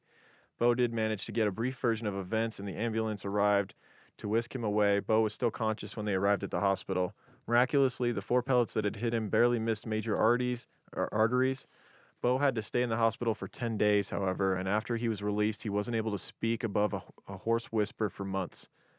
The 2 cops who investigated the crime scene suggested that the sheriff's deputy that if he ever got Ken alone somewhere to quote-unquote blow him away. So Yeah. they're now getting to the point where they're like, There's a how problem. can we though. kill this guy Ken and get away with it? never goes anywhere alone. Yeah, yeah. He's always got one of the girls following him in a pickup. Always. They don't even ride And together. to catch him off guard is a Yeah. tough thing as well. I Oh, mean, this God, is what he yeah. He's does. got eyes everywhere. This is what he does. He's always got people, his whole life is confrontation, and he's always ready. He's always got his Loves gun. it. Police managed to track down Ken and arrest him for first-degree assault, which this is a Class A felony. Ken was released on bail with his mother and brother Timmy signing for him. So imagine that. He shoots this old man in the neck for nothing, nearly killing him after everything else he's done, and he's out on bail in the town again, sitting at the bar. And you're these Same townspeople, day. and you're like, what the fuck? What the fuck? Like, he could just shoot me right now. Like, what the What the hell? This dude... It's unreal, man. What was the bartender's name in the book? I think it was Pete. Was no, it Pete? Red. Red. Wasn't it Red? That's right. Yeah. No, Pete was the tough You war gotta- vet. Pete was the war Yeah, vet. yeah, yeah. Yeah, we'll get to him later. Yeah. Red, though, you got to feel so bad for that guy. 'cause Exactly, Every that's what I time was Ken, thinking. every time Ken Kenny at the bar, everyone cleared out, but Red had to stay. Red's like, son of a bitch. Right, y'all left me again Like, hanging you here. took all the money away, and now I got to deal with the asshole of the town. Right, and by hope myself. he doesn't fucking turn on me for some Right. reason. He doesn't shoot me and steal all my damn whiskey. Right. Ken was released on bail with his mother and Timmy being able to sign for him. He had to sign a statement promising to, quote, keep the peace, but the statement made no mention of carrying firearms or not returning to Skidmore. So he just shot an old man in the neck in Skidmore. Beautiful. And there's nothing written into this shit that says don't go back to Skidmore and don't have a Right. gun. Nope. So what do you think he does? He goes don't- right back to Skidmore with his guns. And he has a gun. Yeah. His preliminary hearing was set for August 18th, 5 weeks away. Everyone that might be in Ken's line of fire took precautions, from carrying loaded shotguns to never going outside alone. The local minister stepped in to try and help Bo and Lois, as many people in town were afraid to. Ken began to harass the minister as well and threatened to kill his son. And this is the minister we were talking about that wasn't Yeah. having it. He He was not having it. every time Ken would call him, he'd be like, "Well, fucking come do it then." I mean, didn't say minus the fucking. But you know he was thinking it. Come do it, bitch. Right. I'm right here. I will use the Lord's name in vain when it refers to you, motherfucker. God damn it. Sorry to those religious people out there. Probably being a real dick right now. Real dick. McElroy got more drunk than usual the night of Skidmore's annual pumpkin show. Pumpkin? Was it actually the pumpkin show? Probably the pumpkin show. Probably yeah. was a little. Yeah. Yeah. It probably was pumpkin. Hey, you going to the pumpkin show? Yeah, I'm going. And started threatening people in town, including Sheriff's Deputy Dunbar with his shotgun. He's threatening the sheriff's deputy with a shotgun now. Dunbar What are you radioed gonna in. do about it? He called the police. That's what He did, called the actually. police. Sheriff's deputy He's called like, the police. You know what? Let me call somebody for this job. Oh shit! I got elected last week. Dunbar radioed to the police after the incident, and they suggested Dunbar not provoke Ken, but just keep an eye on him. That's good There you go. policing. The guy that points a gun at the police. Let's Yeah. just, Let's just see what he does. Yeah. I already know what he does. So let's give him some space. Let's see what he does. I know he'll use it. He just shot an old man the other day. Oh god. It was becoming more and more clear to everyone in Skidmore that not even the police could do or would do anything about Ken McElroy. The preliminary hearing was finally held, and the court date for the trial was set for only 3 weeks away. Everyone hoped that it was time that justice would finally be served. And here comes the trial. In his usual fashion, McElroy managed to get the trial transferred to a county about 80 miles away from Skidmore. The defense also spent far longer than necessary taking depositions from anyone that they wanted. These interviews were conducted in a small room and forced those being interviewed to sit across the table from McElroy. Eventually, Ken and his lawyer were successful in getting a continuance, and the trial was pushed back. This is one of the favorite things that his lawyer would do, was just keep postponing and postponing. And he knew that like people were less likely to testify and everything. They just kind of want to move on. I was gonna at say a certain point. When it's a year later, they're just like, I don't even care anymore. that little part where you said they have to testify sitting in front of Yeah, McElroy. That is crucial. Yeah, they had to do their depositions in front of him, across the table What? from him. Yeah, so you know he's just staring him down like, I'm gonna kill you. Hell yeah. Fuck. You can't do. Wow. Yeah, so it was pushed back to February of 1981, which at that point would be 7 months after the shooting. To further delay the trial, McElroy retained a second attorney who also served on the state legislature. A law in Missouri allowed for a continuance in a pending trial if an attorney involved in the case served on the legislature and the legislature was in session. So they're finding even more loopholes to delay shit. His lawyer's Loophole. amazing. He's fucking Better Call Saul over here. Fucking Fucking incredible. Saul Goodman. Right? Man. This dude's ridiculous. It's like, is this lawyer a scumbag because he's doing so much to help such a scumbag? He's got to know McElroy's like scum of the earth, right? I mean, but can you penalize a guy for doing his job that well? That is his job. Can you do your job too well? Can you? When you're a defense What is- you're a defense lawyer, I think you can do it too well. When you know you're protecting, you're basically I aiding argue, you're aiding a criminal. and then That's I'll what you're doing. argue that the prosecution needs to step it up, I guess. and there needs to be laws that favor the prosecution a little bit more. You think? Totally speaking out my ass right now. I think know. this guy just needs to be shot in the street. Oh, really? That's what I think needs to That's happen. some good old West justice right there. Yeah. God damn. The trial was continued yet again, rescheduled for June 25th, 1981. The fear in Skidmore grew. Now every citizen felt as though they were affected. As the town held its breath, waiting for McElroy, what he would do next, the Legion Hall, which had held monthly dinners and for senior citizens in order to give them a chance to socialize, was forced to cancel them because none of the seniors wanted to leave their homes after dark. By the time of May of 1980, well, yeah, I mean, they're looking at the old man running the store down the street that just got shot in the neck, and they're thinking, Right. man, he obviously doesn't care how old the person is; he'll still harm us.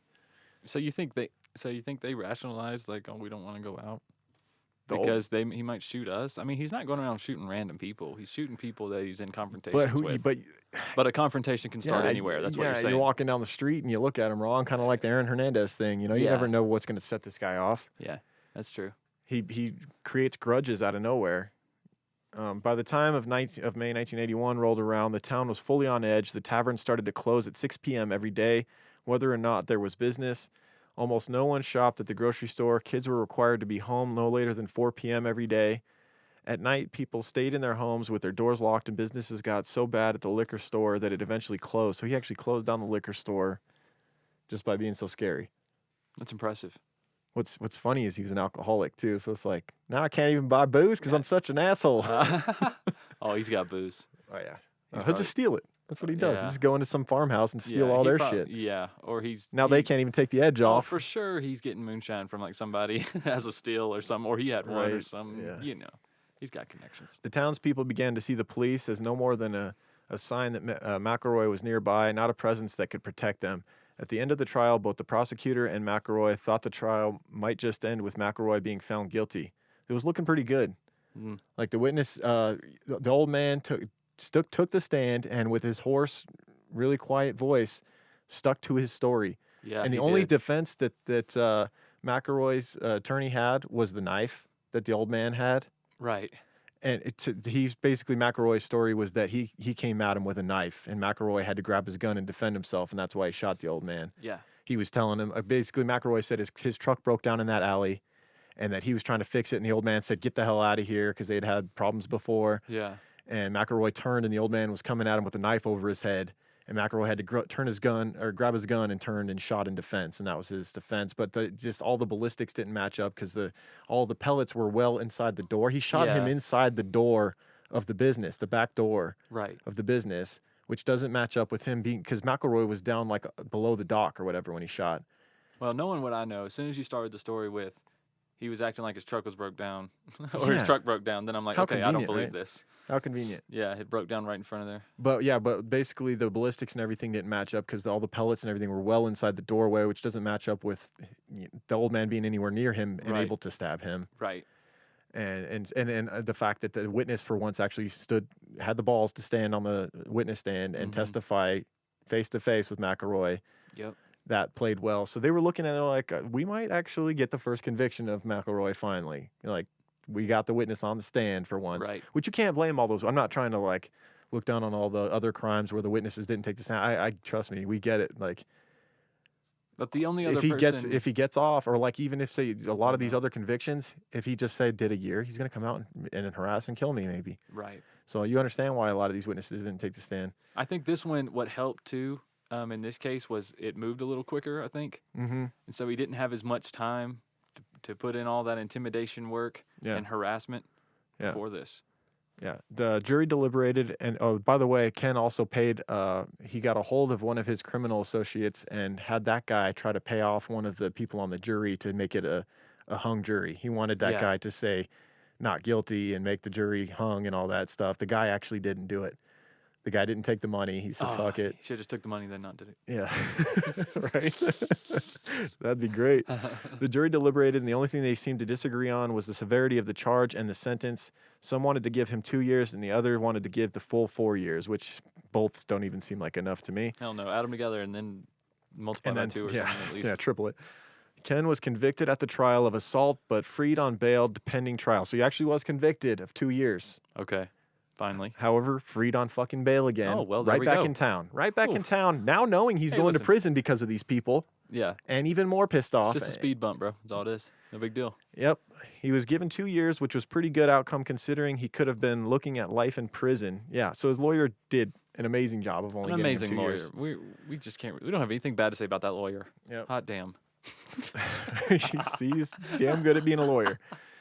He did a good job for this fucking piece of Yeah. shit. 4 days after the conviction, on June 30th, 1981, McElroy went to the D&G Tavern, the local bar that he liked to hang out, and he brought an M1 Garand rifle from World War II with him with Yeah, a bayonet on Just it, to show it off. just to show off. Of You know, course. With this a is- loaded clip yeah, and a this is bayonet. this is a guy out on bail, Right? about to do a 2-year stint for shooting someone in the face, and oh, he's so he got a history of violence? yeah, but he's also Oh. got a love for history, Yeah. war Oh, history, Right. You know, Not like- just violence. yeah. So why not? You know, like, hey, man, it's harmless. I'm gonna bring my M1 Garand in Right. with the bayonet on it and start showing it around the bar. Mhm. Everyone's looking at him like, how the fuck are you in the street in the first place? And how And do you you're have a walking into gun? the bar with a gun. In a public place that serves alcohol. What are you doing? While in the bar with the M1 Grand, he made graphic threats about what he wanted to do to Bo Bowenkamp, the old man who he had shot, who testified against him, and he was saying a lot of stuff about what he was going to do with his bayonet, cutting him in half, and all this in the bar. Pete Ward, who you'd briefly mentioned, the old man who don't take shit. Yeah. Pete Ward's badass. He is. Pete Ward, who was in the tavern and witnessed McElroy's rant, became enraged and decided that someone needed to help the Bowenkamps. He went home and got a high-powered rifle and posted up by the gas station. My favorite quote, though, from the whole book is McElroy sitting at the bar with his M1 Grand with the fucking bayonet on it, talking about, I'm going to cut Bowenkamp up and all this. Yeah. And Pete Ward stands up, the hell you will! And walks out of the bar. That's the best one. Walks out of the bar, immediately goes home, gets his own high-powered rifle, and posts up at the gas station, thinking that Ken was going to have to walk past him or whatever. Yeah. Or if he came out, he'd be waiting for him. Man, I bet he was fired up, boy. He was ready to blow his ass away. Right, he was. He was ready. He was. He's like, he's going to have the gun in his hand. If I Yep. shoot him, I can just say that he was pointing it at me. Yep. Everyone's going to defend me. Ken had to drive that way if he was going to Bo and Pete's. So he basically stood between him and Bowenkamp's house. That's awesome, man. That is. Pete's actions seemed to light a fire under the town. Only a few people saw what he did, but word spread quickly. He showed the town. So basically what happened was he stood between him and between Ken and Bo. Yeah. And when Ken came out of the bar, he looked over, saw Pete, and got in his truck and drove the other way. Went the other way, yep. And so, yeah, his actions. Him making a stand, like, really inspired them. Yeah, they were like, you know what? Maybe we can do something. We can take a stand against this guy. Yeah. It just took one brave man to do it, you Yep. know? Braver than the police had been to this point. He showed the town that it was time to take a stand and that they were more capable of taking care of themselves than they thought. Pete called the sheriff and let him know what had happened, knowing that McElroy had more than violated the terms of his bond. It was the last-ditch effort to get the law to resolve the situation. Unfortunately, even though the law clearly stated that Ken had violated the terms of his bond and committed yet another crime, in the end, nothing was done. And that's not a surprise at this point. No. Ken still roamed around free to terrorize everyone, and he had a pretty good idea of who he had signed the complaint to get his bond revoked. So he knew it was Pete Oh, of that had course. signed that, saying that he had a gun in the bar and he was threatening the witness and all this stuff. Something tells me if you asked Pete, he'd be like, Yeah, I fucking you're did. damn right I did. What are you gonna do about it? Yeah. You want to fight about it? Ken set out to intimidate them. The fact that it didn't work, and he was still free of no consequence to Ken, they had offended him, and they had to pay. The men who had signed and planned to get a group together to go to the appeal hearing, unfortunately for everyone but Ken, the appeal hearing was granted yet another continuance. So it's just Nice. getting postponed again, and it seems now like everything's coming to a head. Like the town knows, Ken knows, like he's not going to jail. Something's gonna happen. Yeah, he's feeling the heat for sure. He's feeling the town's just had enough. Yeah. On the morning of July 10th, 1981, townspeople met at the Legion Hall in the center of town with Sheriff Estes to discuss how they could protect themselves. During that meeting, McElroy arrived at the D&G Tavern with Trina. As he sat drinking at the bar, word got back to the men at the Legion Hall that he was in town. So he goes to the bar, and he's like the only one there because all the men in this town, Yeah. 60 of them approximately, are across the street at the Legion Hall talking about him and what to do, Right. what's going to happen. And the sheriff's there, and everyone's there. The mayor was there. But you know what?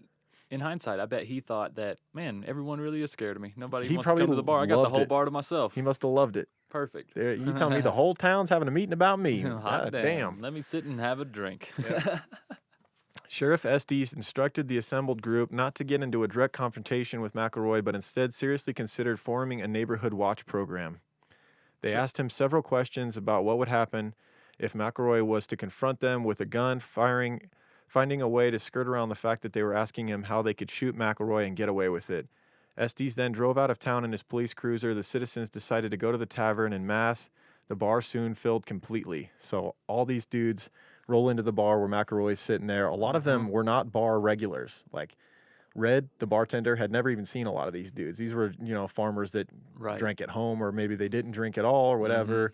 And a lot of these guys in the bars is a very tense situation. A lot of them are just straight out staring at I can McElroy. totally see this scene, dude. These guys just pouring in here. Pete Ward is just staring at Overalls McElroy. and straw hats and They're essentially just like they're there that day to let him know we've had enough, Yeah, motherfucker. We're all pitchforks and here. torches, baby. We're all here. You can't shoot us all. That's right.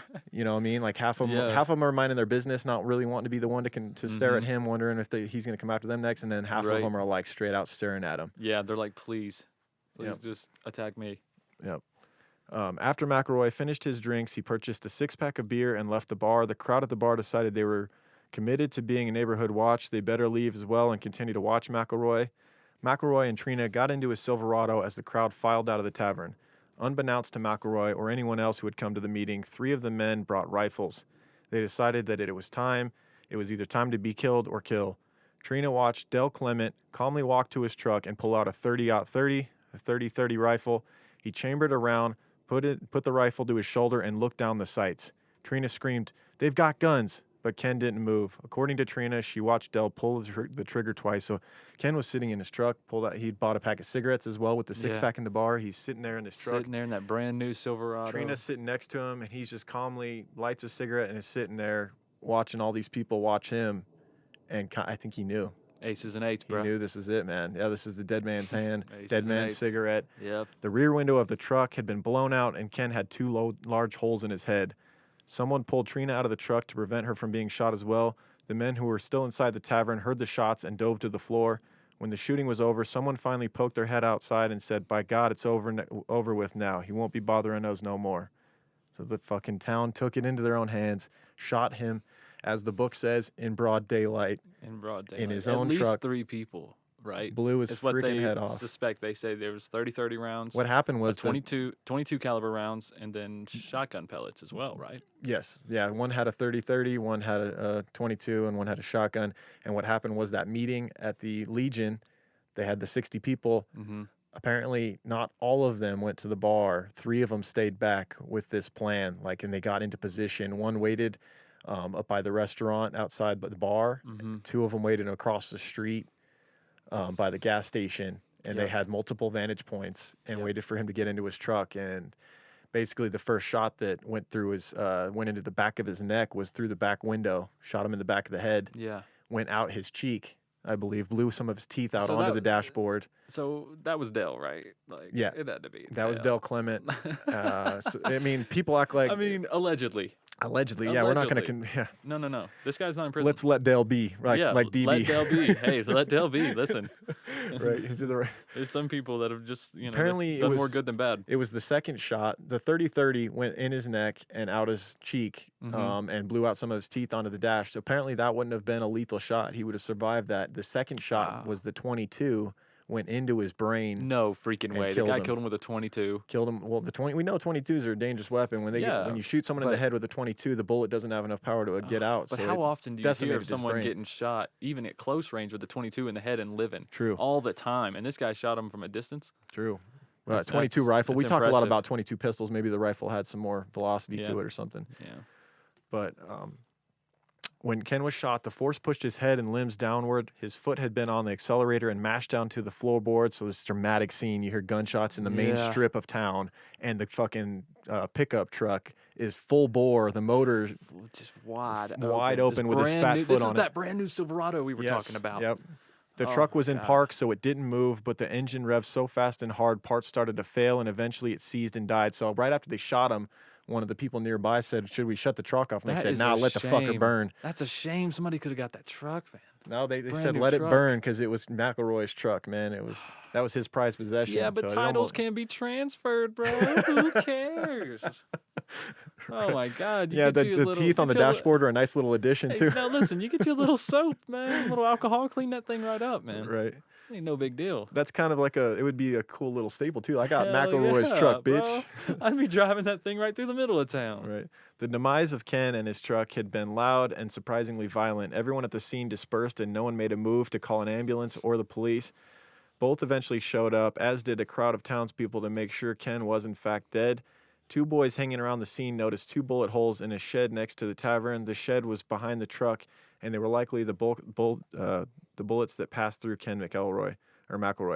The boys stuck straw in the holes to figure out where they were pointing and investigated. So they did some CSI CSI stuff shit? with the Yeah. little sticks that come out to figure out the angle. Yeah, they didn't have lasers. Right. So They climbed up on the roof of the bank building and found evidence someone was probably kneeling on the tin roof. So that shot that was fired through the back Could have window. been anybody, man. Every man in town was there. Yeah. 10 shots in total. I agree. I didn't see nothing. I didn't see nothing. 10 shots in total had been fired, and the bullets were two different calibers, 30, 30, and 22. Two shots hit McElroy, one of each caliber. The angle of the bullets made it obvious they were fired from different locations.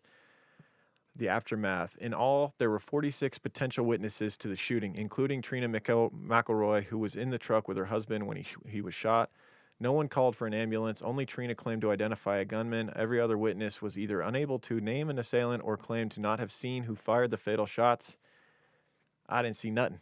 Did see nothing. Yeah. The DA declined to press charges. Can you imagine, like, the police come up? Did you see anything? I didn't see nothing. All right, thank you. You know, they're just kind of like, like oh, good I've enough seen for enough us. here. Wipe their hands. Well, you heard the man. He Close hasn't case. seen anything. Case closed. The DA declined to press charges. An extensive federal investigation did not lead to any charges. McElroy was buried in Memorial Park Cemetery in St. Joseph, Missouri. On July 9th, 1984, Trina McElroy filed a $6 million wrongful death suit against the town of Skidmore, County of Nottoway, Sheriff Danny Estes, Steve Peters, and Del Clement, who was the one that was accused to be the shooter by Trina. She's the one that said that Dale Clement was the one who fired that shot with the 30-30. Right. The case was later settled out of court by all parties for the sum of $17,000 and $17,600, with no one admitting guilt for the stated reason of avoiding costly legal fees should the suit proceed. So $6 million, she got 17 grand. 17 grand. Man, they knew she would settle. They knew she would. They probably drug it out for a long period of time, and they know that she doesn't have a lot of money. She doesn't have anything going for her now. They're like, the irony, offer her 17,000. the irony that they drug it out, the legal proceedings in the end, right? Yeah. In their favor for once. Exactly. Trina remarried and moved to Lebanon, Missouri, where she died of cancer on her 55th birthday on January 24th, 2012. So she made it many years after. Hopefully she found a good man and moved on from McElroy. I don't hold a whole lot against Trina. I think she was under his spell, and like she was a bad person while she was working with him, but she was under his power. Like, what could she really do? You know, like if she didn't do what McElroy said, what was he going to do? Beat her more? You know, so. Yeah. I mean, he could very well kill her. I'm glad that they didn't. I'm glad the town decided not to shoot her as well. I am too. I think they made the right decision. Yeah. A lot of the. Now that being said, that's one of them street justices that I stand with 100%. I stand with the town of Skidmore. That I'm honestly surprised they didn't do it sooner, man. The terror that he put them through, and seeing him get out of criminal charges over and over and over again, and take advantage of it. Seeing him take advantage of the criminal system and terrorize the town for that long, and he seemed unstoppable. He really did. And they thought, well, there's one way we could stop him. Yep, and they did it. They did it. And they did it. And badass. Man, we had to hold on to that secret this whole case. And we hope if you hadn't heard of this case that you were surprised by the conclusion of it. You know, it's a well-known case. I'm sure a lot of true crime buffs have heard of this one. So you probably saw it coming if you've heard of it. But if not, you got a nice little treat at the end there. That's right. McElroy getting his head blown off in the street. Yeah, pretty good that's stuff. Some crazy justice, man. Yep. Oh, my favorite part. And his truck got ruined in the same day. My favorite part of the aftermath of the shooting is there's a guy who, you know, knew everybody at the tavern and stuff, and he lived outside of town, and he happened to I'm going to ride into town today and hit the bar, and he rode in on his motorcycle and pulled up to the tavern right after the shooting. Right after everybody cleared off, and McElroy's sitting there dead in his truck, pulls up on his motorcycle. He's got his helmet on. He sees McElroy's pickup truck sitting there, pulls off his helmet. Hey, Ken, looks over. Oh, Ken's got some holes in his head. Immediately turns his key to his bike, fires it back up, and rides off. Hey, Ken, how's it going? Oh, this ain't my bar. My bad. let me go ahead and. Oh boy. Oh wow. Yeah, fun case. Thank you again to Tracy S for that suggestion. Yeah, absolutely. That Great was a great book. one. Definitely get In Broad Daylight, the book. If you like this case, if you liked our take on it, you can get a lot more information. Harry N. McLean was the writer of that book, In Broad Daylight, A Murder in Skidmore, Missouri. And that book definitely goes into depth. There's a lot of like little sidetrack chapters and things like that, but I think it's necessary information to tell you about the time. It really helped us understand Paint a picture Ken's of life. upbringing. And it really did. It helped you understand the dynamic of the small town and things like that. But yeah, that's it. Ken McElroy. Yeah. All right, you want to get Such a satisfying conclusion. So much more than most cases, right? I know. Right? Feel feel good about this one. I do. All right. There we go. Felt Have a like I'm cookout or something today. leaving this case with a pep in my step. You don't always get good murder, but today, it was good murder. Right. It's good murder. Good moida. Good murder today. I love that the town stood by the shooters too, because they knew who did it, Absolutely. and they Tons of people knew. never sold that person out. Dude, Because that'd be everyone- just a shame if that person got locked away for shooting this fucking scumbag. Okay, at the absolute very least, everyone in that town meeting knows who did it. Right. Everyone knows who did Oh, it. they know who did. Oh, Yeah. 100%. They all talk. And then they all there's told no their way. wives and children, and stories got passed down. And Yeah. They've Yeah. now got a statue of the shooters. mm-hmm. Probably. Him on the roof, on the roof of the fucking Their faces bank. are blurred out. They're just like digital looking. Their faces. Or they're just flat. Yeah. The good shirt says stuff. hero. Yeah. All right. All right, we got any advertisers? We got, Of course oh my we got Gaia. advertisers. We Oh got my Gaia. Oh my Gaia. And if We you need an don't know Oh My what Gaia Oh My song. Gaia Dude. We need is- an Oh My Gaia song. We do. Oh my Gaia. That's pretty lame. Okay. I'll take that and I'll put a little spin on it. Stop smelling like shit. Don't get cancer in your pits. With aluminum. Hey, if you don't know what Oh My Gaia is an innovative all-natural deodorant, fragrance, and beard oil company specializing in paraben and aluminum-free products. Their innovative line of deodorants inhibit the growth of odor-causing bacteria while maintaining effectiveness. At Oh My Gaia, they use only all-natural paraben and aluminum-free organic ingredients. There's a ton of scents, guys. There's vanilla, cherry almond wood, sandalwood. True crime No, wait, pine. cherry almond, not cherry almond wood. It's just regular wood, it's not almond wood. Sandalwood, lavender, lemongrass, Egyptian musk, and yes, as Lauren interrupted, we have our own scent, the True Crime Pine. It's the Right? shit, and it's got our logo on it. I'm actually wearing True Crime Pine today, man. No, I- wait, what am I? I got lumberjack on today. Oh no, I'm rocking Fireside today. I've been using the beard oil again. I'm growing it out. Oh, nice. We made some kind of a bet, didn't we? Where you were going to let your hair grow out, and I'm going That's to let my right. beard grow until Thanksgiving. until Thanksgiving. Jesus Christ. Yeah. We're gonna look like a I'm gonna couple. be Of, u- I'm we're gonna be really going gonna through look like some- a couple of pilgrims by then. I'm going to be going through some beard oil. I'm going to be using our code word creeper to buy more beard oil. There you go. You should. Oh yeah. Save 10%. Yeah, 15. 15? 15% off if you use the word creeper. People, Lauren. you're losing money if you Nice don't do segue. this.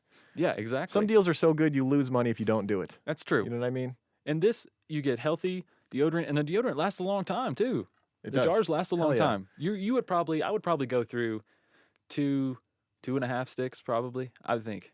It's not really a stick. It's a jar, bro. No, I'm talking about Oh, in gotcha. comparison to the Oh My Gaia jar. I would go through like probably 2 sticks. I mean, and let's be honest. Like sticks for deodorant are so out of fucking style and just like so old school. Yeah. Like, what are you doing? You Yeah. using a stick on your armpit? Seriously, what are how barbaric? Like, use your fingers. Be Right. natural. You're Seriously. an animal. You're an Yeah. animal, just like all the rest of them. Yeah. All right. Then your Anyway, fingers smell good all day too, like we said, and your use- fingers won't sweat either. All right. Use Creeper for 15% off. CREEPER. And you can do that at ohmygaia.com. OHMYGAIA.com or at shop_ohmygaia on Instagram. Yeah. Beautiful. All right. Oh my God, why don't you buy a couple jars? Oh my God, I'm not a liar. Everything is paraben and aluminum free. So organic. What else End we got? of advertisement. Got some Nailed shout it. outs for the people who have rated and reviewed our show. Oh, yeah. Let's hear those. But first, let's talk about while we look those up. Is there any bad ones? Of course. Oh, cool. I Let's mean, shout them out too. That's life. That's the balance of life. I like getting I bad wouldn't ones. want to be a podcast that got no bad reviews. I feel like you're not pushing the No, envelope enough. I'm really glad. Because there's we're getting people some that bad don't like reviews. cussing. Like, Ah, yeah, fuck that, man. fuck it. We gotta. No, That's you a lot gotta of our be bad you. reviews. What's with the potty language? Yeah, what's with the bad language and stuff? What's with the foul And language? then immediately after, I love when they say fuck. It's like the next one. Yeah. I don't think we do. It's too very much. real. It's not every sentence, you know? Listen, if we're nothing else, we're genuine on this podcast, right? We have these same conversations when we're not doing the podcast. We try to be. It's just Lauren doesn't have to read as much when we just talk about shit. Right. That's all it is. When was our last free episode? Do you know? It'd be 2 weeks ago. Okay. I was looking for a date, but Oh, a date. Okay. just pause it. How's next Saturday, bro? We can go see a movie. All right. What is today? The 22nd would be 2 weeks ago. Okay, so anything after that? Yeah. How's it looking? Totally leaving all this The in. first one after that is a 1-star. This Not is what it not would be good. like to be a live show. This is what would happen. Okay. Yeah. I'm Yeah, ready. we're definitely going on tour. You said the 22nd? Yeah, after the 22nd. Oh. You got it? We got okay. Okay. The F Uber Eats Yeah, F from Uber Eats. KC. That's awesome. All right, I'm ready. Okay, go ahead. Oh, we're still live? Yeah, What we're the fuck totally are you live. doing? I was pretending like this was a live show. That's what I was saying. I was like, this is what it would be like to have a live show. Oh, okay. So thank you to F Uber Eats from KC, Angel Stars 42. Yeah. This app is a joke. Mhm. Thank you. Thank you. That's actually their name on here. Lucky Starrad, Nice. Miss GGGG, or Mhm. Miss MGGGG, Right. I've heard of her. Lovely Sparrow. Very nice. And Thank you. Thank you to our haters, TKD Gal. Oh, thanks, TT. For the 1-star. Gal. Love you. Yeah. And Hayes C 2019. Fuck off with your 1-star. Nice. No, we love both of those 1-stars equally. They're good. Hey man, if you, if you don't like it, just don't listen. You don't have to go 1-star, whatever. It's all good, man. Yeah, I Like you guess. said, there's haters, and if you don't have any, then you're not reaching enough people. That's true. That's why I like the bad reviews. Let them roll in. The Creeper Army has been established. Right. It's in place. If you want to join it, you can. Yeah, man. We're like Skidmore, man. Keep fucking with us with your 1-stars. Right. We'll go stand out your house. Yeah, we'll be on in the our roof of creep that van. bank real quick. We'll just be sitting on top of the creep van with No, shotguns. this is we're not threatening people who no. 1-star. That's like this actually No, could no, go down no. a bad road. We really don't care. Hey, teach their own. Yeah, you know what? Let's just go ahead and wrap this up. Yeah. Hey, patreon.com/True Yes. Crime Guys. $2 a month. $2 a month. Get you like 20-something episodes and then a bunch of bonus content on there. Yep. A lot of the big time cases, if you're one of those people that want to hear, you can't get enough Right. hearing about John Wayne Gacy or Jeffrey Dahmer or Ted Bundy or Yeah. And we did Green Big River Altercation, Killer, Jim Jones, Ruby Jim Ridge, Jones. stuff like that. Jim Jones was my absolute favorite episode ever. It was over 3 hours long. Our most recent one on Hell's Angels. That was an interesting case. We just did the Hells Angels last week Yeah. on Patreon. That was fun. Yes, that's true. We do a giveaway. Do we have to do the giveaway right now? We do need to do the giveaway We do need to do the giveaway for April. for April. Let's do it. Let's do it. All right. Drum roll, please. With the magic of time travel, we just figured it all out. We got the number generator up. We did. We got the list of Patreon, 636 current active paid up members. Yes. We're in the 800s or something if you consider the people who's, with accounts that aren't active, paid up. But we do not. Yeah, so the people who are currently, they have good status to their Right. account, On Who the are- day that we do this. who are So paid up that's on this How day. it works. They are in the drawing. All active Patreon members are in this drawing. 1 in 636. I'm hitting the number generator here. Hit it. 292. 292. 292. Scrolling. Who is the lucky scrolling, 292? Scrolling. Ivan. Ivan. Ivan, no last name. Congratulations, Ivan, patron member. You are getting Yes. something of your choice from our stores. Let us know. Hit us up, and Yes. also You can send us a message on Patreon we or need Facebook. his address too, right? Yes, we will need your address and what you want from the store. You can, speaking of the stores, you can go to redbubble.com/truecrimeguys or kincustom.com and Any then item? search True Crime Guys. Any item you want, hit us up. We'll send it to you. That's right. Congratulations. And yeah, so being a patron gets you into this drawing as well, but it also gets you all the free content. Right, but don't talk about it on Patreon. The drawing. Yeah. That doesn't work. No, that's Doesn't why we do it exist. on free episodes. Yeah. All right. All right. Anything else? We're against the policies, guys. Yeah. We're outlaws, rebels. Allegedly. Not supposed to do drawings on Patreon. But we still do it. All right, guys. Keep creeping. All right, y'all. We hope you enjoyed the episode. Keep creeping. See you next time. Peace out, guys. Crime guys, in the desert we like a mirage. It's okay if you clicked on us cause you thought we was True Crime Garage. Now we ain't mad at you. Sit down, let us talk at you. I'm talking to the Creeper Army. We out here making murder, get murder, get murder. True Crime guys, in the desert we like a mirage. It's okay if you clicked on us cause you thought we was True Crime Garage. Now we ain't mad at you. Sit down, let us talk at you. I'm talking to the Creeper Army. We out here making murder charming.